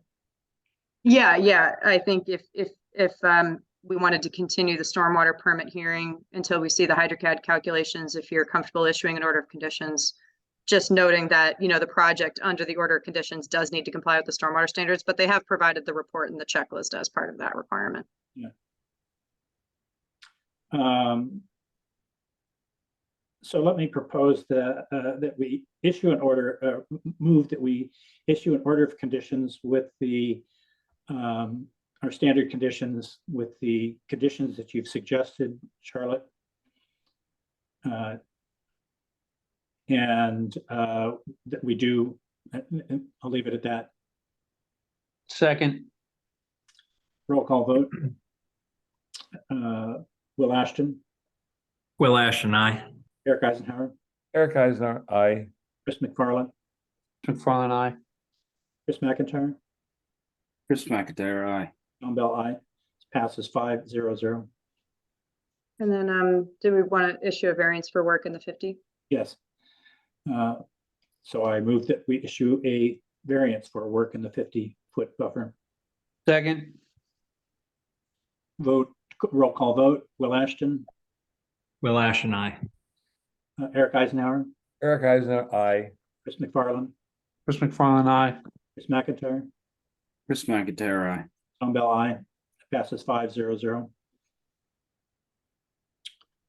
So we're going to continue the stormwater permit until when? Jimmy, do you think about a week or so is enough time, or do you want to continue to our second meeting in November? I should have had him today, so soon, the sooner the better, and then I can have our guy on with us. So if there's any other questions, we can have them answered. I apologize, I'm not the stormwater specialist. That's okay, yeah, so we can continue to 11-2 if you're okay with that, and then obviously if anything changes, just let us know, but hopefully those documents are pretty much good to go, and then we can just review them for next time. That'd be great. Thank you. Okay, All right, thanks, Jimmy. Good night. Thanks, have a good night. Good night. so now we're going to consider extending the order of conditions for NOI 2023 for 81 Doan Street. All right, That doesn't require it be read in, or does it? it does, yeah. Does, okay. Let me see if I can do it without bungling it here. In accordance with Massachusetts General Laws, Chapter 131, Section 40, the Cohasset Wetlands Bylaw, and the Cohasset Stormwater Bylaw, the Cohasset Conservation Commission will hold a public hearing on Thursday, October 19th, 2023 at 6:30 p.m. via remote participation on a Zoom platform for NOI 2023, 81 Doan Street. We have Sarah Crossan, who's the applicant, and Sarah, I do see Ronnie McMorris in the audience. Would you like to promote her as well? Sure, thank you.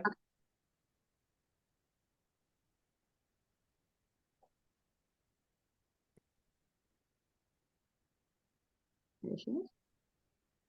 Okay, and while she's being promoted, Sarah, would you like to kind of just run us through where you're at with your current order of conditions and how much of an extension you're requesting and why? Sure. So up until this point, the house is completed. We completed all of the stormwater drain, put in the crushed stone driveway. So we've, I think, completed every item on the order of conditions except for the mitigation plantings. And we've hired a landscape designer to do the plantings, and we were going to have him do them this fall rather than last spring, just because of, you know, the summer weather. We didn't want anything to die. But then when he went to purchase all of the native plantings that were on the list that you provided us, they were mostly sold out for the season. So in order to, you know, follow that with fidelity, we were hoping to just extend until the spring so that he, you know, has full range to order all of the native plantings that we're hoping to put in according to the plan.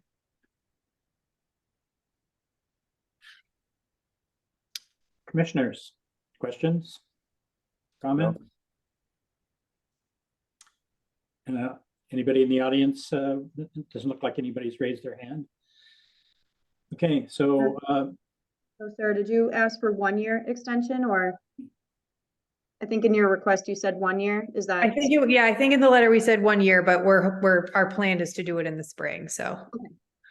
okay. So I move that we extend the order of conditions for 2020 NOI 2023 at 81 Doan Street for 12 months. I have a second. Aye. We have a second from Eric Eisenhower. Roll call vote. Will Ashton, Will Ashton, aye. Eric Eisenhower, Eric Eisner, aye. Chris McFarland, Chris McFarland, aye. Chris McIntyre, Chris McIntyre, aye. Tom Bell, aye. This passes 5-0-0.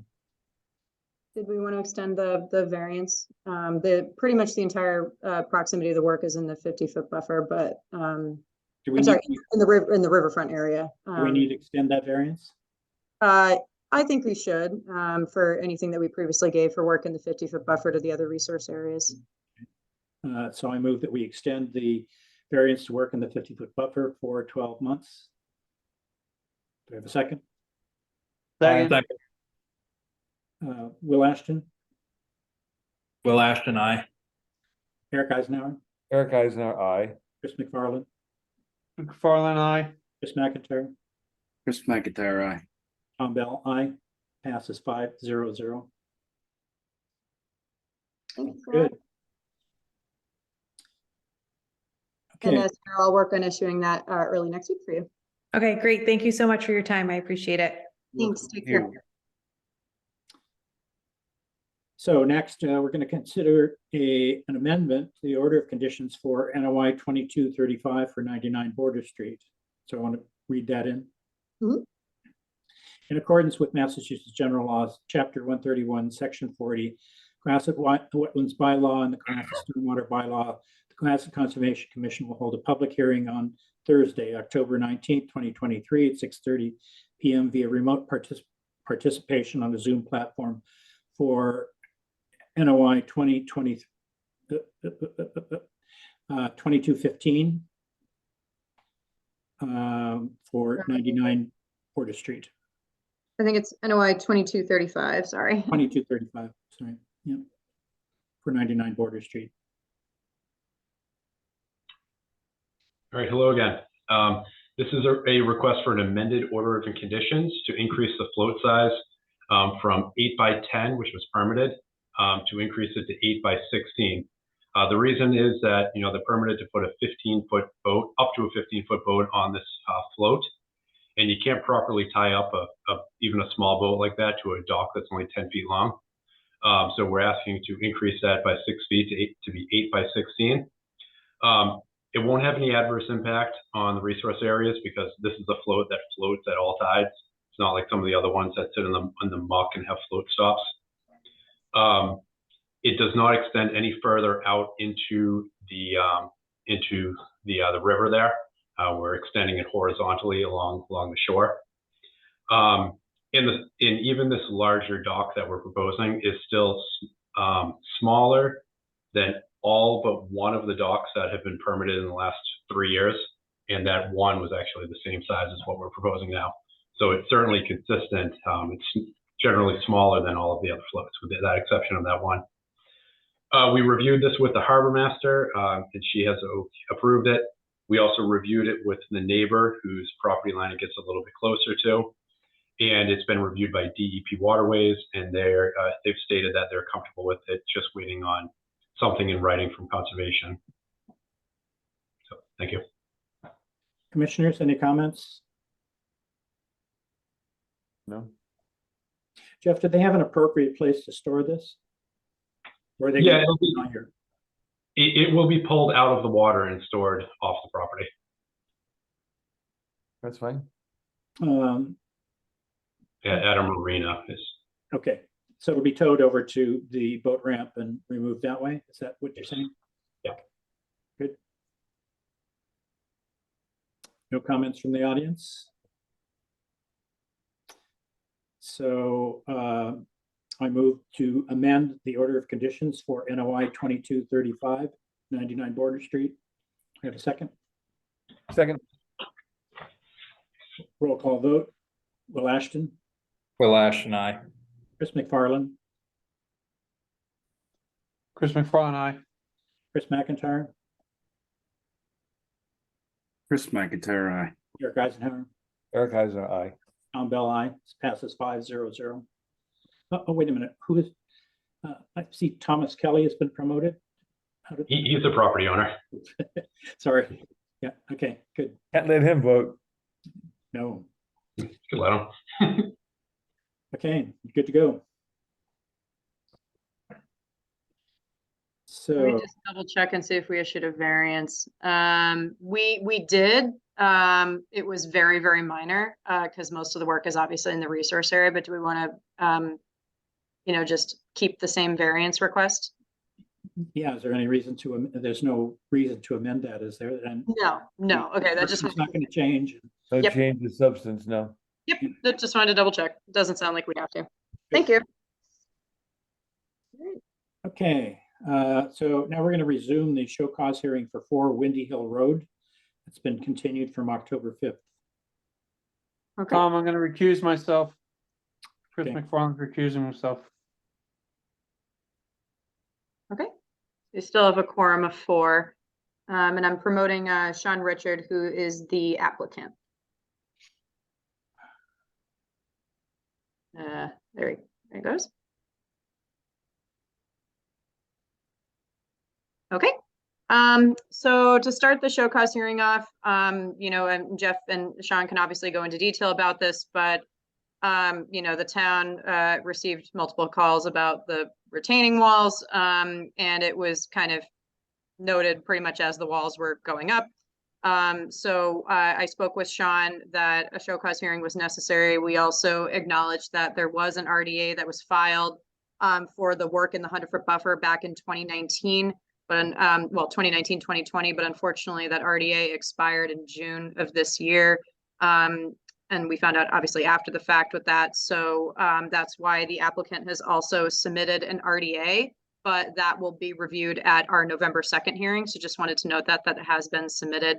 And then as part of our requests and information that we kind of wanted to see as part of the show cause hearing, and Jeff can go into it, he has revised the site plan as part of the stormwater permit to include both retaining walls and some additional information that can kind of reflect the changes. But with that, I can turn it over to Jeff and Sean.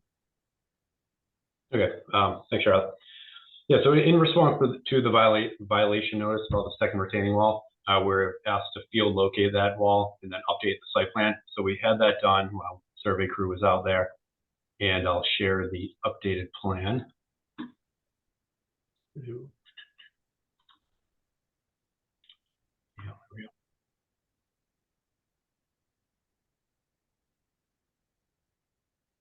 All right, so this plan we're looking at now is what was originally approved.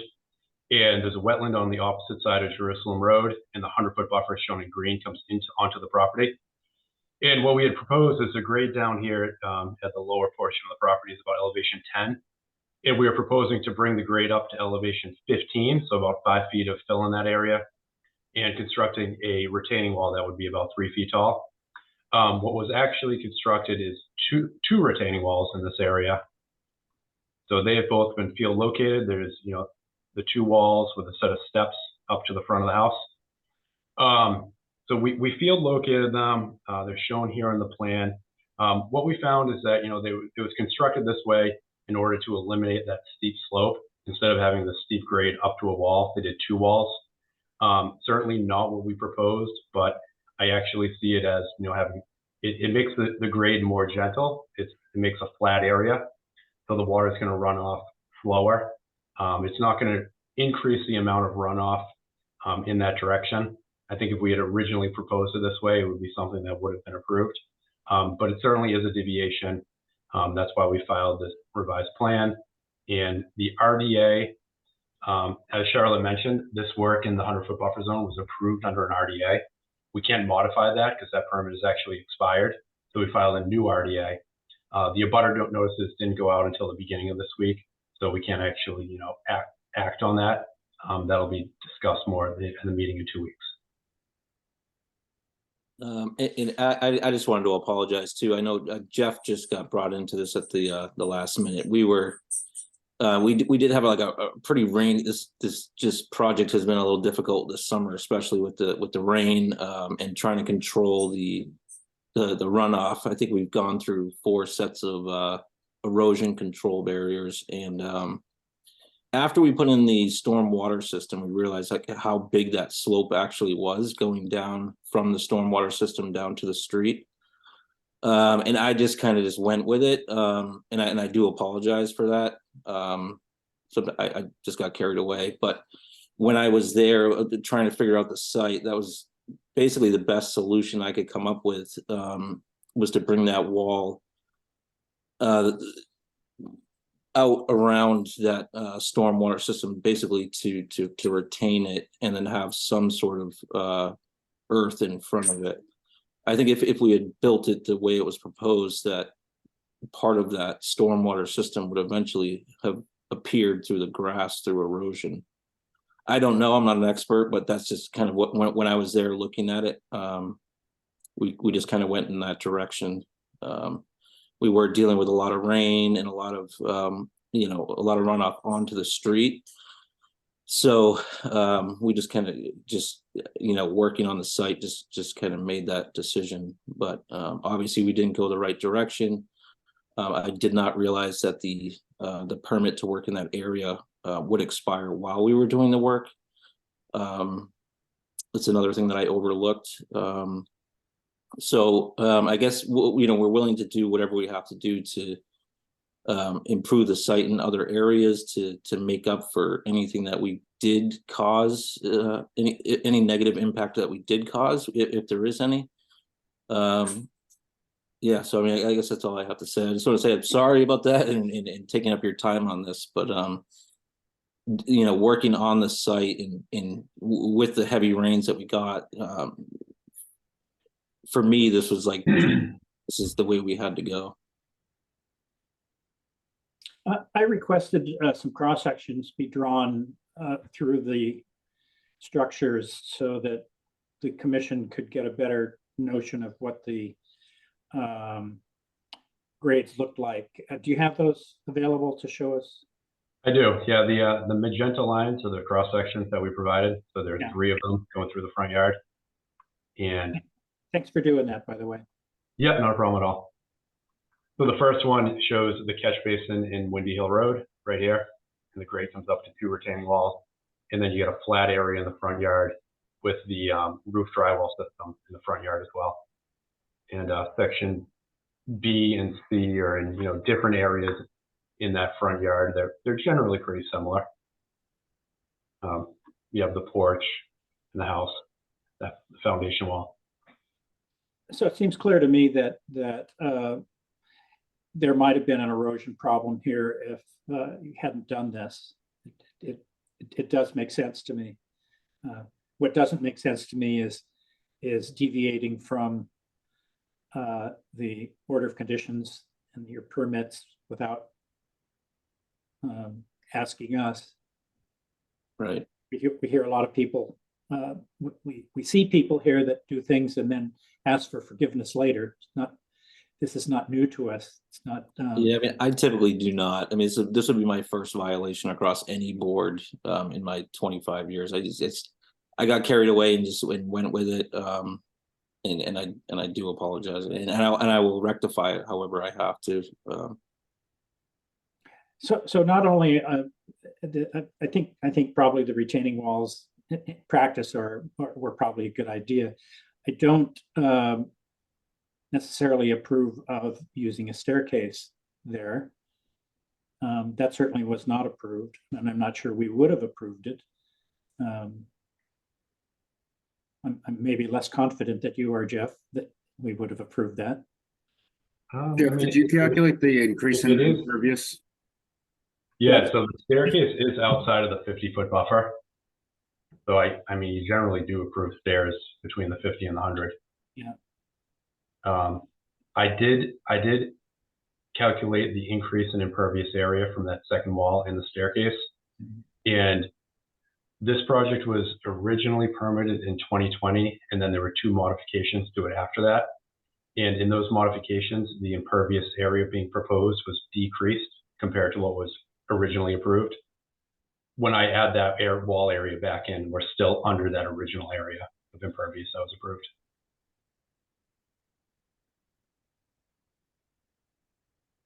So, Mr. Richard, what would you propose as tenants, I guess, for this?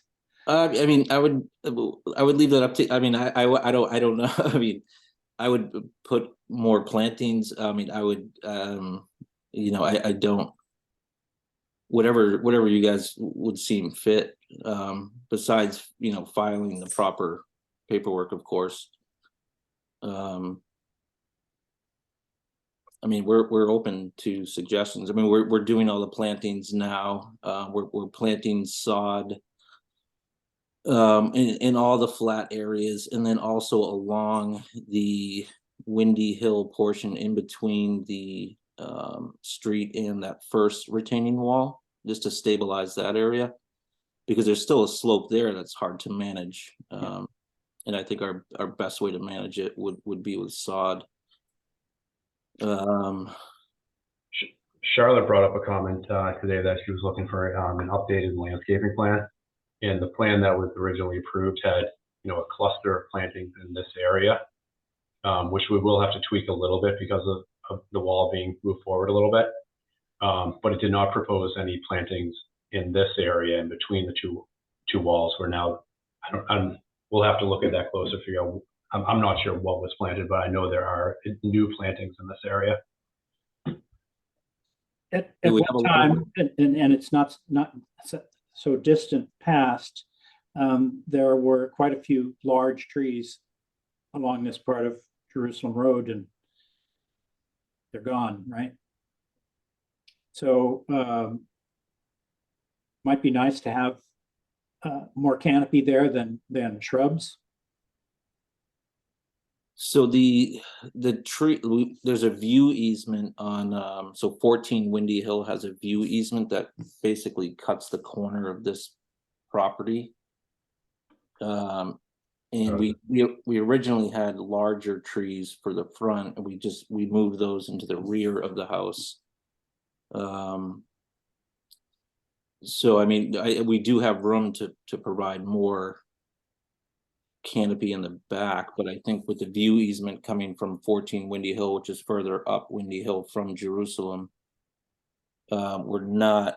I'd have to look at their easement again, but I don't think we can plant. So where is 14? Is it the house, the old house that's over there? And do you know what the boundaries of that view easement are? I have to look it up, but it's. I mean, certainly, what's the top of your top elevation of your roof? I think it's kind of a triangular easement in this area, if I recall. I've seen it a while back. So it would seem like there's plenty of room along Jerusalem Road itself. You might be able to put a couple trees over here. Yeah, wherever. Yeah, I mean, we could. I just have to look at the easement and figure it out, but there's room. I think. I mean, I just with the ledge, and we just have to figure out what we could plant there. But we'd be up for that for sure. Yeah, if it's sounds like that is a good suggestion that the commission would like to see as part of mitigation for the deviation. So if you guys would like to kind of work on making any necessary changes to the landscape plan, we can review that, especially since this area looks like it's in the 100-foot buffer, so we could review it as part of the RDA on November 2nd. Okay. And then I'll just note to the commission too, just real quick, that, you know, in regards to some of the erosion concerns that Sean's mentioned, I have been working with him on that. We've, you know, again, like, as he said, he's updated the barriers a couple times, cleaned out that catch basin on Windy Hill. And then we inspected the catch basins further down on Jerusalem as well. You know, and so hopefully the site can get stabilized ASAP. And Sean, you did say you're bringing in sod. Do you have an anticipated time frame for that? They're cutting it tomorrow and delivering Okay. it on Saturday. We just got the water figured out. There's a big mess over there with the water department, but we do have water now, so we can. Okay. Yeah, and then we'll still inspect the catch basins until the site's fully stabilized, so we will keep an eye on that as well. Okay, perfect. Yeah, I check them out once a week, so. Mhm. Yeah, I think the sod will definitely stabilize that area. So it looks like your starting elevation at the street's around 10 feet. Yeah. Our first floor elevation is 24 feet. And I believe that house has gone right to the height limit, the town height limit. So add another 40 feet onto that. So it seems like you could put some trees that could be fairly tall and not interfere with anybody's view other than, of course, that house itself. Yeah, I mean, that's fine. Wherever we can plant trees on that right side, I just don't know what's plant. I mean, I'm not a tree guy, so I don't know what could survive there or what wouldn't. For plantings in the 100-foot buffer or in any buffer zone or resource area, the commission has, you know, Jeff knows them very well, 2 sets of approved planting lists. So for any trees that, you know, you'd be willing to add to the 100-foot buffer, we can review that as part of the RDA, but also, you know, going from those lists, there's definitely plantings that are better suited for, you know, coastal areas versus wet inland areas. So our lists do kind of break that down. Okay, great.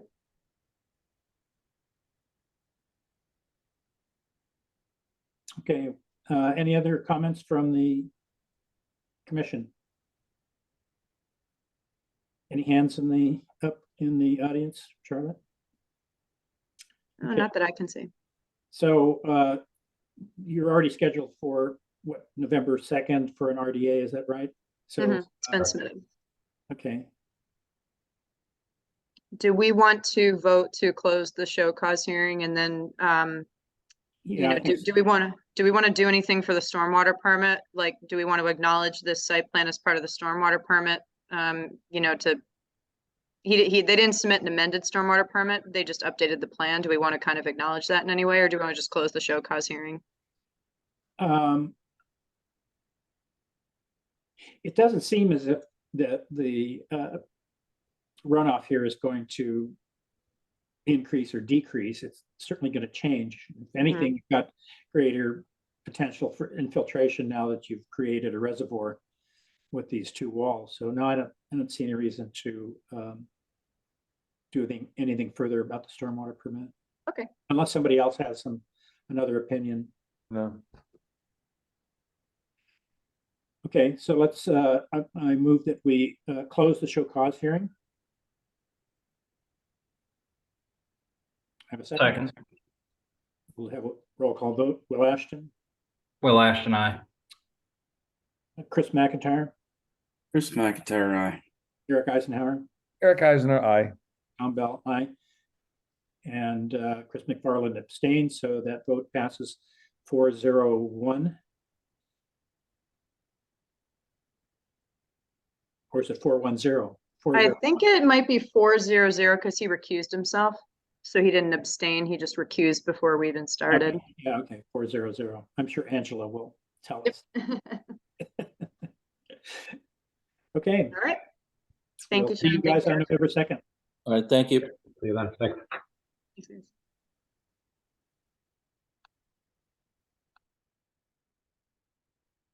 Okay. Where are we at, Charlotte? Okay. I So think- we have a continued certificate of compliance. Oh, yeah, that's right. Sorry.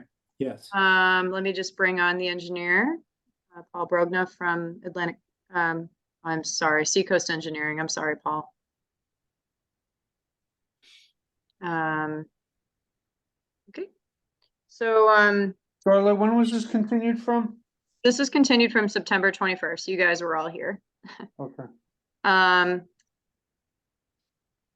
Does say did say he was getting promoted, but oh, there he goes.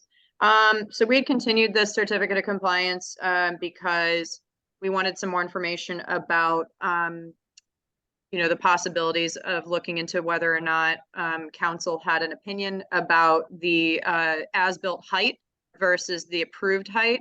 Town council weighed in saying in terms of the current as-built conditions and what the original order of conditions was based off of, there are no legal ramifications for our commission if we were to issue a COC based on the as-built conditions, because I know we had some commissioners who are concerned about that, of what are the consequences if you close a COC when the building wasn't brought up to the correct elevation levels to be above the floodplain. And so the building inspector also weighed in that since it's a secondary structure and isn't, you know, it doesn't have any living space.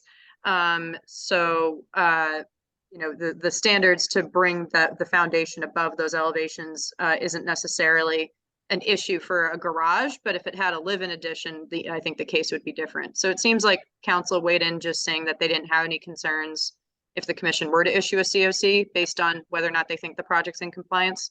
And I think that was one of the pending questions, but with that, I can turn it over to Paul, and if he has any updates on his end from the applicant.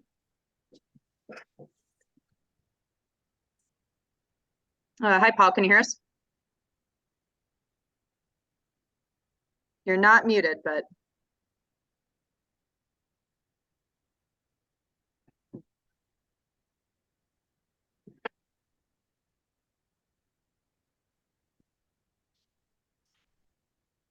Paul, we can't see your video. It looks like you're trying to have video, but it's just a blank black screen, and then you're not muted. So I don't know if you can hear us or if we can't hear you right now.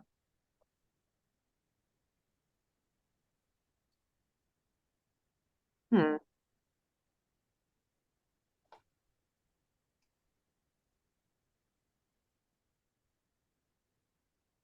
don't know. I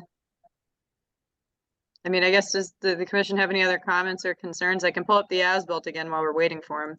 Yeah, let's do that. Paul, while you're, oh, I see his microphone just appeared. It was not, I couldn't, nope, there it goes. Eric, There it is. all right. Can you hear me now? I'm sorry. Yes. No, it's good. Okay, Good. good.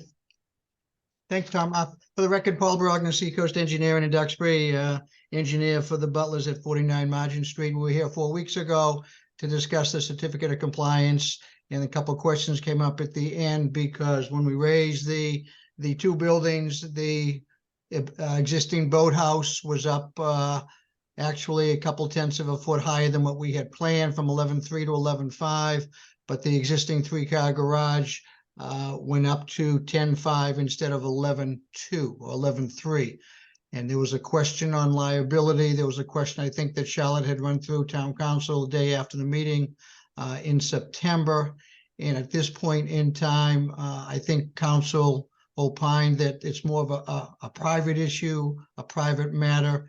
And I think in a way we are still in compliance with all the performance standards. We, as defined by, I think, Charlotte with the building commissioner, this is an accessory structure, not the primary structure on the property. And actually, we're in a flood zone AE. We're not in a velocity zone, so it's basically a still water type flood zone. So in a way, whatever stormwater comes in based on the storms is basically water without much velocity, if anything at all. So at this point in time, the Butlers would still like to proceed with the request for the certificate of compliance. Obviously, the boathouse is higher than, the flood zone of AE 11. The existing garage is somewhat less than that, but it's still significantly higher than what it was. The boathouse went up 4.2 feet. The garage went up 2.7 feet from the original elevation from 2 years ago.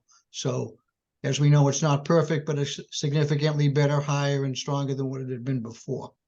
So I think with that, I'll open up to any questions at this point in time. Thank you.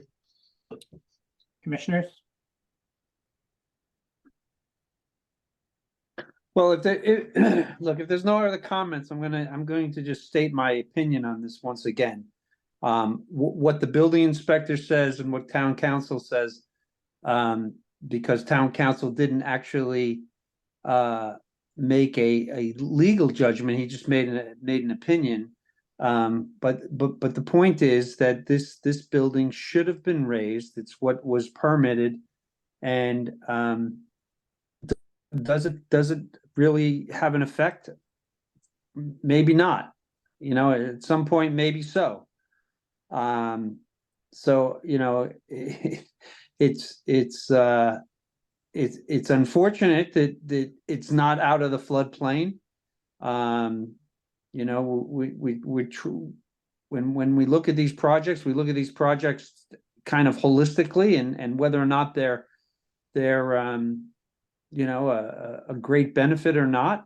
This is just a rebuild, and it doesn't carry with it the benefits that we thought it was going to carry. So, that's enough said. I don't know what else to say about this, but it's unfortunate, and I do remember that at our last hearing, it wasn't about what the owner wanted. It was about the subcontractor and whether or not he could do something to fix it. Obviously, you've had that conversation or didn't have that conversation. The cost and on whosever bill it would be is so substantial that it doesn't matter, or it's too excessive. But the truth of the matter is that the owner should care. They didn't get what they wanted. The Conservation Commission should care. They didn't get what they wanted, and it's just another example of things changing during the process, and as the building department would say, water under the bridge. So I'm a little disappointed by it, and I'll leave it at that. I'd agree. It is disappointing that it didn't rise to above flood level, but it is an accessory structure. It probably doesn't pose much of a hazard to the neighbors since it is still water flooding. unless the thing were to actually collapse and debris were to get spread around, but that seems pretty unlikely in this spot. Their heart was in the right place here when they designed this. That was really, I thought this was a really smart move, and I think there's a lot of people in town that probably should be thinking the same way, that the flood is going to be upon us here, and now's a good time to raise your structures before you have to raise them the other way, RAZE. So pick up the pieces. They could all raise them 6 inches below the flood zone too. Yeah. Yeah. So yeah, I'm sure this was not an inexpensive project, and it's unfortunate that the owner didn't get what he paid for. But if they're willing to accept it as is, then I don't see any reason why we should not issue a certificate. I agree. Any other comments? With that, I move that we issue a certificate of completion for 49 Margin Street. Did we want our standard condition 40 with no chemicals in the resource area buffer zone? Yes, absolutely. That's fine. I'll second. We'll have a roll call vote. Will Ashton, Will Ashton, aye. Eric Eisenhower, Eric Eisner, aye. Chris McFarland, Chris McFarland, aye. Chris McIntyre, Chris McIntyre, aye. Tom Bell, aye. Passes 5-0-0. Thank you, Paul. We appreciate your time. Thank you for waiting. Thank you very much. Appreciate it. And thanks for your understanding and have a good night. Appreciate it. Thank you. Thank you now. So Charlotte, are we going to do 48-hour items first? Yeah, I have a few. I can go through them Okay. quickly. I'll go through them quickly. Just to give you guys a quick update on 83 Spring Street, DEP has scheduled a visit for November 2nd to walk through the site one last time as part of the superseding order of condition from 2016, 2017, and I will be a part of that visit. If any commissioners want to attend, because I've never seen something like this, I can ask DEP if commissioners are welcome to attend, but if you want to, just let me know. I think it's at 1 o'clock on November 2nd. What was it about, Charlotte? This is for DEP investigating the compliance of the superseding order conditions that was originally issued for 83 Spring Street. So as we noted with the new permit, no work can start under the new order until the old order is closed out. Oh, I see. Okay. Okay. Thank you. And then this is kind of a combined issue. Just this week alone, I have probably received 3 or 4 phone calls. Actually, within the last week and a half, I've received 3 or 4 phone calls on pool discharging. People are decommissioning their pools. And I've gotten calls about people literally dumping the water into catch basins or down the street into catch basins. This is not allowed per Wetlands Protection Act, Wetlands Bylaw, Stormwater Bylaw, several state and federal regulations, including Clean Water Act, the Sanitary Code. So it's an issue. There are BMPs that we have noted, we have studied. They are in our order of conditions, they're in our guidelines. So it's just a matter of painfully explaining this to people and issuing citations for repeat offenders, which we are going to do to one property and other properties. I'm open to I'm open to suggestions.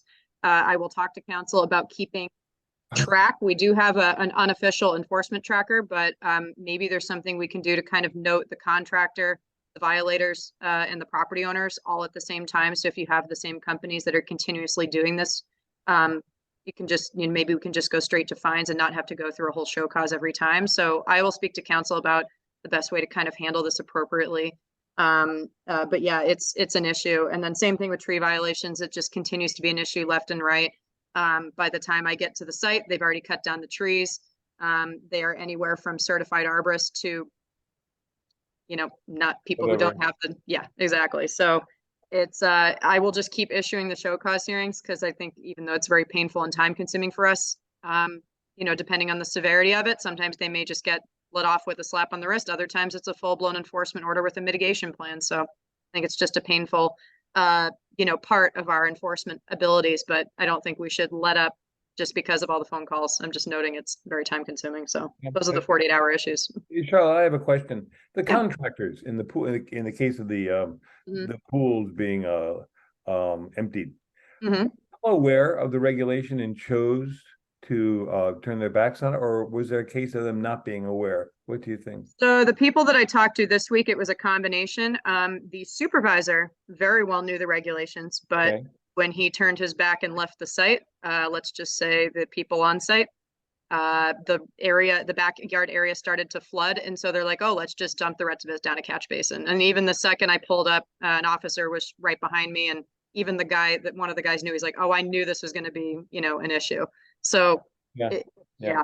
And so sometimes it's an issue across specific staff members. And then there was another call yesterday where the people were doing it correctly. It just looked bad. But, you know, there are obviously all these BMPs that we have where you have to bring it down to the right levels, you know, get rid of, you know, the chlorine, let it sit, have it be at the right pH, and then you disperse it over existing lawn. It can eventually obviously go into a catch basin. You're just never supposed to dump directly into a catch basin, river, stream, or water body. So yeah. Yeah, lots of calls on those this week. But that's it for 48-hour updates. I mean, that seems like a good idea to be moving that water onto lawns and places where it's going to infiltrate. But obviously, you do have to let the chlorine dissipate and make sure the pH is approximately neutral. Some of the things that you do put in a pool, been a long time since I owned one, but if I remember right, if they get too acid, you're going to add calcium chloride to it, or calcium carbonate rather to it, which can raise the TDS, and with evaporation, it also raises total dissolved solids in it. So, Tom, as a pool owner, I have pH plus, I have pH minus. If you go into my garage, it looks like an Italian cook is getting ready back there. They have all sorts of things they pull out of their pocket to justify their fees. But what I found which is probably in the case of most new pools, is that they're surrounded by gravel and cobble and stone. I dump my water just over the side of the pool, all right, into the cobble next to it, and it's all absorbed there. It never comes out. So as a word of advice, I think most pools now have sufficient infiltration around the edges of the pool, the way the pools are constructed, whereby there's no need even to put it on the lawn, Tom. So that's a word of advice. as long as it gets infiltrated. It'll be infiltrated. I mean, I do it next to my pool. I've never seen the water afterwards. So Watch out with all those pool chemicals. You and don't want to read about Eric Eisenhower Breaking Bad here. No, we don't do that. We have a non-chlorine pool. Okay. Okay. Agent updates. Sure. Yeah, so 46 Border Street is getting ready to gear up. And as I've told you guys before with other updates, they have to do the project in phases due to the FEMA regulations. So they'll be working on the right side of the building facing the closest to facing the harbor master's office. We are currently looking into some modifications on the debris control plan. I think I mentioned this to you guys before, that the netting that they want to install is typically for skyscrapers. So we contacted, oh my gosh, I'm forgetting their name. But anyway, we contacted the engineers, the coastal engineering company who worked with the town on the boat ramp, and they did several projects in Boston. They made some recommendations on creating these temporary little floats that you put inside the silt boom. And we came up with a system to make sure that they don't bottom out, they stay in deep water, they're cleaned out regularly. And they will not really be needing to use them for this right side of the building, given the fact that most of that work to do the renovations is actually going to be inside the building. But the left side of the building, which we'll evaluate further, that may need a whole different construction methodology plan that may or may not need an amended filing. So at least with this one, we did come up with a plan. And also, in addition to the float, the temporary floats that will catch everything, we are also hiring a diver who will come at the beginning and end of the project. They've done it for other town projects like the boat ramp, and they're also going to be hired for the government wharf project, I believe. And they go in with a video camera and make sure that everything is cleaned out, in addition to me stopping by once a week. So we do have a lot of, I think, extra controls now than we did before. So they did submit that plan, Tom, and I can send it to all you guys, but just wanted to let you know that that is being updated, and I will obviously be doing a full review of everything before they even start the work, so. Charlotte, why are they changing from a suspended system to a float system?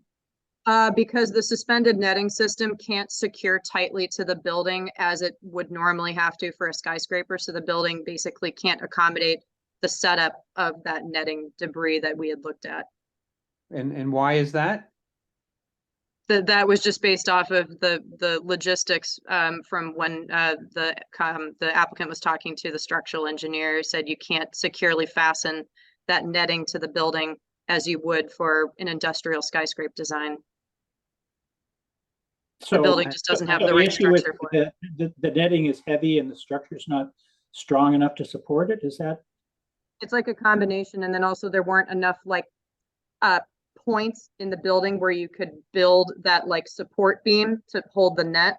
Like the building just doesn't have as much of that. They would have to make like makeshift ones, but then that would involve, you know, probably, you know, more complicated changes. So based off of talking to, I can get the name of the company, but the contracted engineering company that works on the town coastal projects, they said they did these temporary floats in Boston within the silt boom, within the limit of work, and those worked very nicely. He said there was barely any debris that fell. And then in addition to that, they also hired the divers to make sure that everything's cleaned out properly.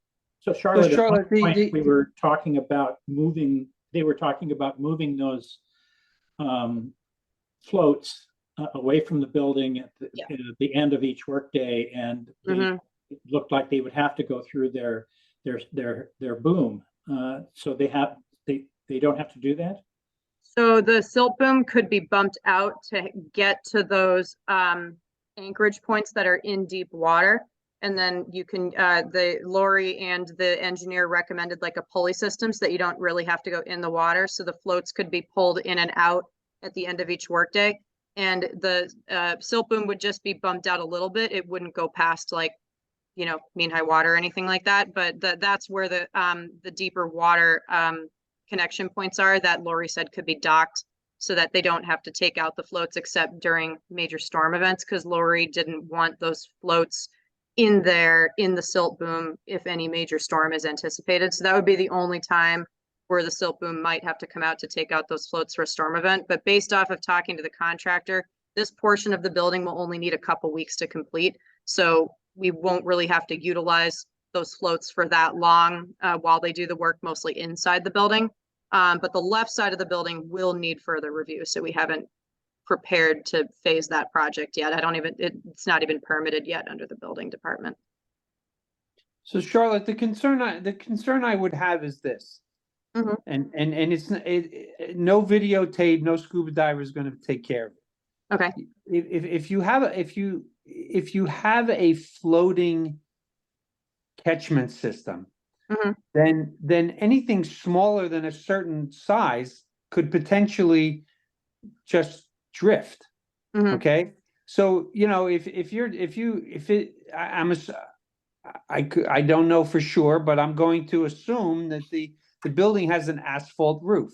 So if they start tearing off asphalt roof, what you end up with was a bunch of little pebbles, etc., something that really shouldn't end up in the water, and no videotape is going to pick that up.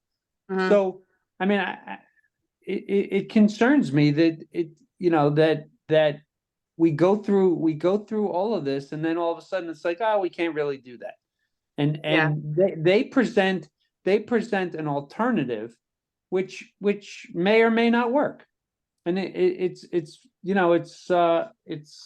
frustrating to think that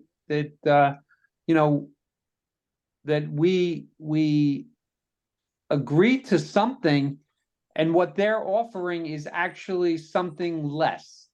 When in fact, if they, what we agreed to was basically the least that I think is appropriate. So maybe instead what they should do is put a cofferdam out there around the whole site and actually, protect this to 100%. You know, we gave them something that let them protect it to 80%. Now they're offering something to 70%. It's just not acceptable. I don't think the netting was ever supposed to. This is the way, you know, 70% of the projects in this town are that we accept a level of commitment, and then they come back and they drop it by 10 or 15%. I mean, I know I'm only throwing numbers out there that I can't justify, but this is the way it is. It's always the same. You know, it's not. It doesn't seem acceptable to me. Okay, I mean, I can Yeah. double check the original plan, but I don't think that construction netting from the start was ever gonna catch tiny little pieces of rubble. The way that construction netting was set up, it was meant to catch more like shingles and like bigger pieces, but that's why That netting should have caught 100% of anything that was falling, other than dust. That's what it should have caught. Okay, I'll double check that, but. And now, you know, what is it gonna catch? I don't know. You know, I don't have an answer for you, but think about it. If you're ripping stuff off of a high rise, you're not dropping little pellets. Little pellets falling 200 feet can, you know, put someone's eye out down on the ground. That's why they put the netting up there in the first place.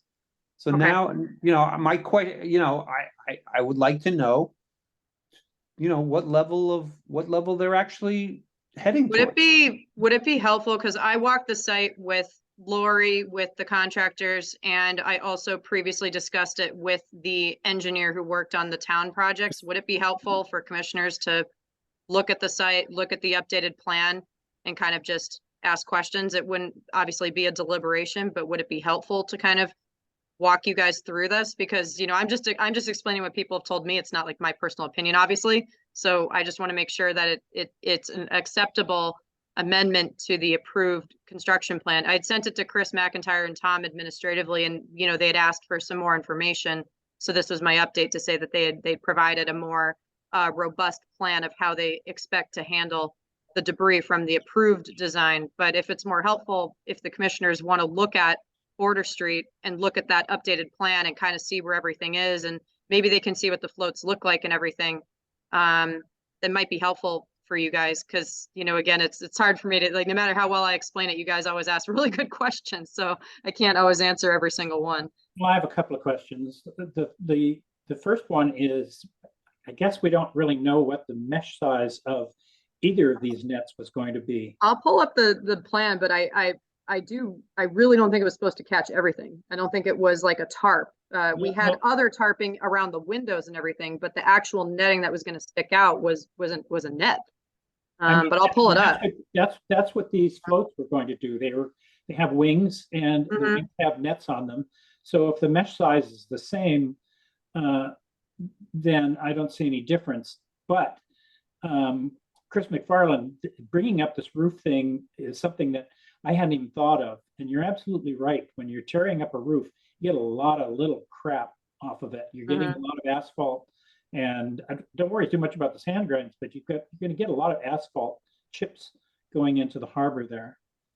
And so I'm not sure that surrounding it with netting of any kind is going to work for that. They may have to actually build a temporary like plywood wall around the perimeter of the roof, and make sure that when they remove that roof, that it goes down a chute into the back of presumably a covered truck, so that it doesn't blow into the harbor either. But the roof is probably the most risky thing they're going to do here in terms of spilling stuff into the harbor. Yes, and I hadn't thought about it at all. So thanks for using that as an example, because I think it's an excellent one. Excellent point. Yeah, I mean, I can send this to you guys afterwards, but this was the approved plan, and I'll show, this is the construction methodology. And I can pull up the plan of all the debris things that were proposed, but it was a 3.5 inch diamond grade tenacity knotted nylon netting. made from half propylene, blah, blah, blah. Yeah, so I mean, it was, the tarp sold along with the netting will be attached as shown on the plan, so I'll pull up the plan, but this was like kind of what it was supposed to look like. So it looks like the way this works is the netting breaks the fall, and then the tarp is accumulating whatever is falling through the net. Is that the way it's supposed to work? That's I think how it was supposed to be designed, but we still weren't convinced with this plan. That's why we issued a condition that I have to go during once a week during low tide to inspect everything. So we had this and several other erosion and debris controls, and then here's the plan. I thought You know what the mesh was for the temporary floats they were going to build? Was it finer or coarser or what? I'll Or pull was up it ever their, even specified? yeah, let me pull up their amended one. So while you're looking at, it was a two-part system. It was a 3.5-inch mesh, but then it had like a tarp level to it, which was like a solid. Yeah. Mhm. And that was what was going to catch all the Right. micro debris. Well, it seems like they could replicate it with this structure here. They're not showing the netting on those. Yeah, they're outlets. saying out trigger though, so it's the netting will go. So they could do the same thing there, lay down a tarp first and then maybe a couple of wooden blocks and put a net over that so that there's a little bit of separation between the two. But it seems like they could duplicate the mesh size on this as well as suspending it from the building. So it gets down more to the net than it does to how it's deployed. Well, the net and the perimeter, just so it doesn't fail. Yeah, right. That's got to be up snug against the side of the Yeah. structure, obviously, for it to work. Otherwise, stuff's going to fall They through, said literally fall through the crack. They said they're gonna need at least at least 2 of these, so it would be about 6 by 16, so 32 linear feet of coverage underneath the building. And this part on the plan, this is the only part they're doing, and I can draw it. They are pretty much only doing this, so they're not touching any other portion. Actually, I think it's more like this. They're not touching any other portion of the building right now. This is only phase 1 of the demolition process. So let's ask them how they plan to deal with the roof. Okay. Oh, like how are they going to take apart the roof? How are you going to take the old roof off? And I mean, the stuff on the side of the building is going to be fairly coarse. We're talking about boards and framing and Unless glass maybe break. pieces of glass, maybe. Okay. But the roof is going to shed a lot of pretty fine grained stuff, I would think. Mm-hmm. Okay. In order to avoid any sort of, open meeting law issues, would 1 or 2 commissioners be willing to discuss this with me, the harbor master contractor, and figure out how we can kind of do this? I don't think it would be an issue now that we've already issued the permits. So I don't really think deliberation would be an issue, but just to err on the caution side, I wouldn't want more than 2 commissioners on the site. Yeah, sure, I'll do it. Okay. Yeah. Chris McFarland, does that work for you, or do you want somebody else to kind of come? Because I think you're asking really good questions and I would like these answered before they start the work, It's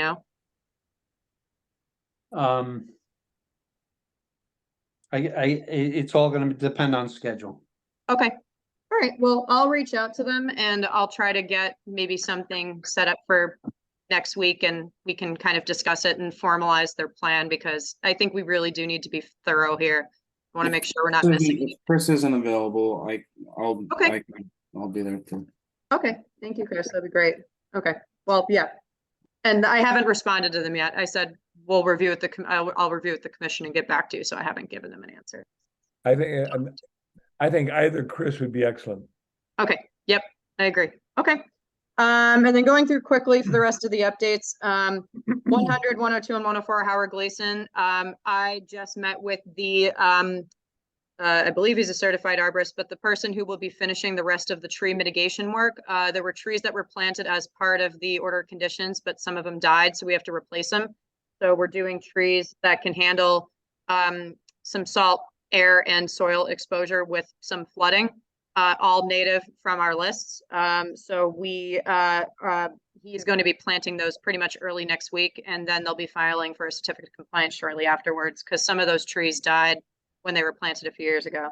And then Beechwood Street, this is the enforcement order. Charlotte, Yep. what's gonna keep the replacement trees from dying? We, if the commission were to vote on it, which I don't want to discuss right now, but we have one of our standard conditions that all plantings must survive 3 full Okay. growing seasons or be replaced. All right. So, I mean, that's a very tough alkaline salty place. yeah, the original mitigation planting area, in my opinion, and in the professional's opinion, was way too close. And I think that's why some of the trees died. So we're going to propose pushing them further back. And I think as long as they survive and they plant the required amount, I think the placement is more minor. Tell them to consider gum. Nissa, Gum, black gum. Yeah, Nissa sylvatica. Yep. Oh, we did. Yeah, that's on the list. Yeah. Yep. I can't remember the count, but Nissa sylvatica is one of the trees that he purchased. Okay. And then Beechwood Street, they are starting the plantings pretty much now. We met on site last week with Paragon Landscaping and with Brad Holmes, and they're going to keep us in the loop when they have all the plantings on site. And yeah, they have to give us a report by December 15th or something. So they'll give us an initial planting report, and then it'll just be 3-year monitoring. So that enforcement order is still active and will be active for, the whole time. Other updates, 54 Hillside Drive. I don't know if anyone had any comments for it. It was an administrative stormwater permit. I didn't have any major concerns, but if you guys want to look at it, just let me know. I sent it like a couple weeks ago via email.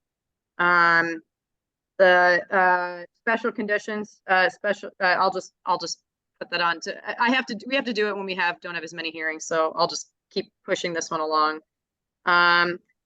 For tree guidance, I have not had the time to do this, but since the communication specialist will be issuing welcome packets to new residents, he asked for any information from all the departments, and I'm putting together a lot of information for conservation.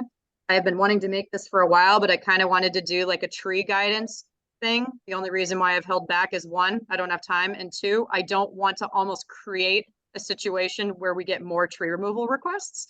But I do think residents need to be properly informed on the regulations either way. So I'm coming up with just a short guide with frequently asked questions and keeping it kind of general, just encouraging people to speak to conservation, because I would much rather be evaluating these situations before they cut down a tree.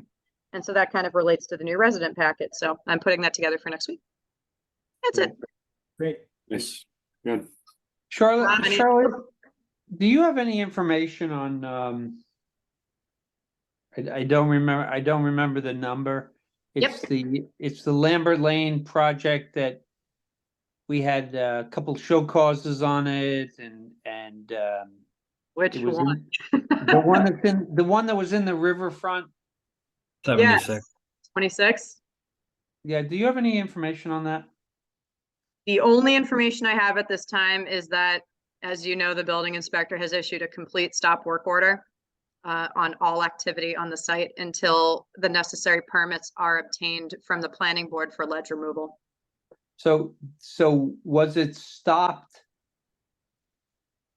Because they were, my understanding is they were blasting. Mm-hmm. So Was he filed. Was the blasting stopped?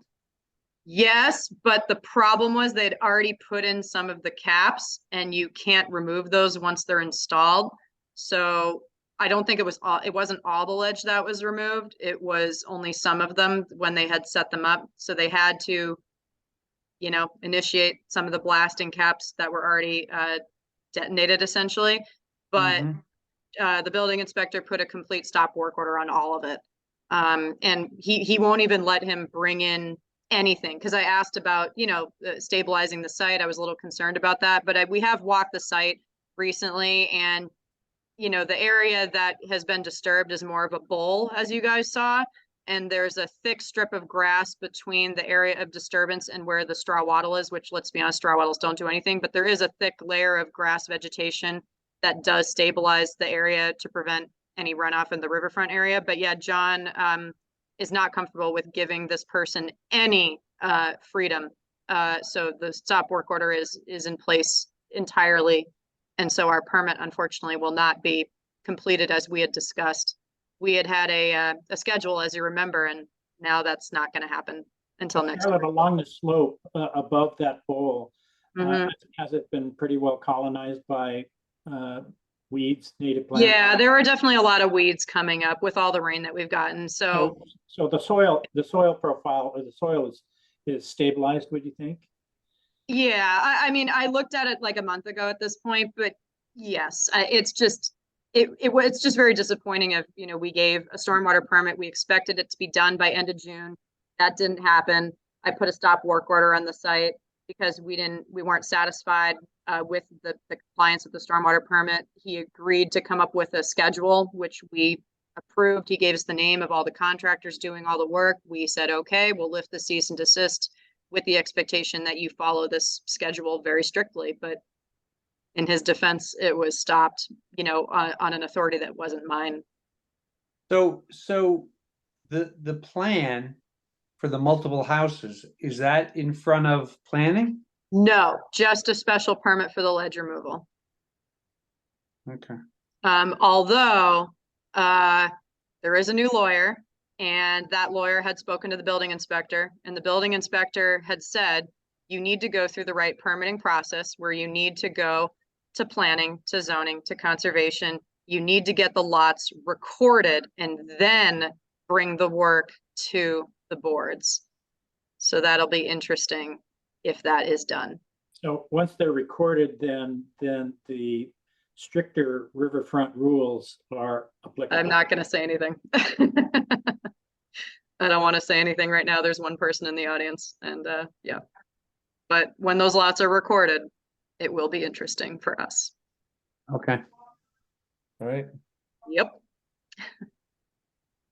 Anything- Tom, did you have any updates? No, I don't. Okay. Yeah, I'm sorry, Chris. We had chair updates on the agenda, and at some point it disappeared, and but now it's back on the agenda. So obviously this can be, of course, if anybody else has updates, but we did 48-hour agent and then chair updates. Okay. Cool. All right, guys. Right. Motion to adjourn. Second. Third. All in favor, say aye. Thank you all. Aye. Guys, have a great Good night. night. Thank you, Bye. Tom. Thank you, Charlotte. Great meeting. Thank you.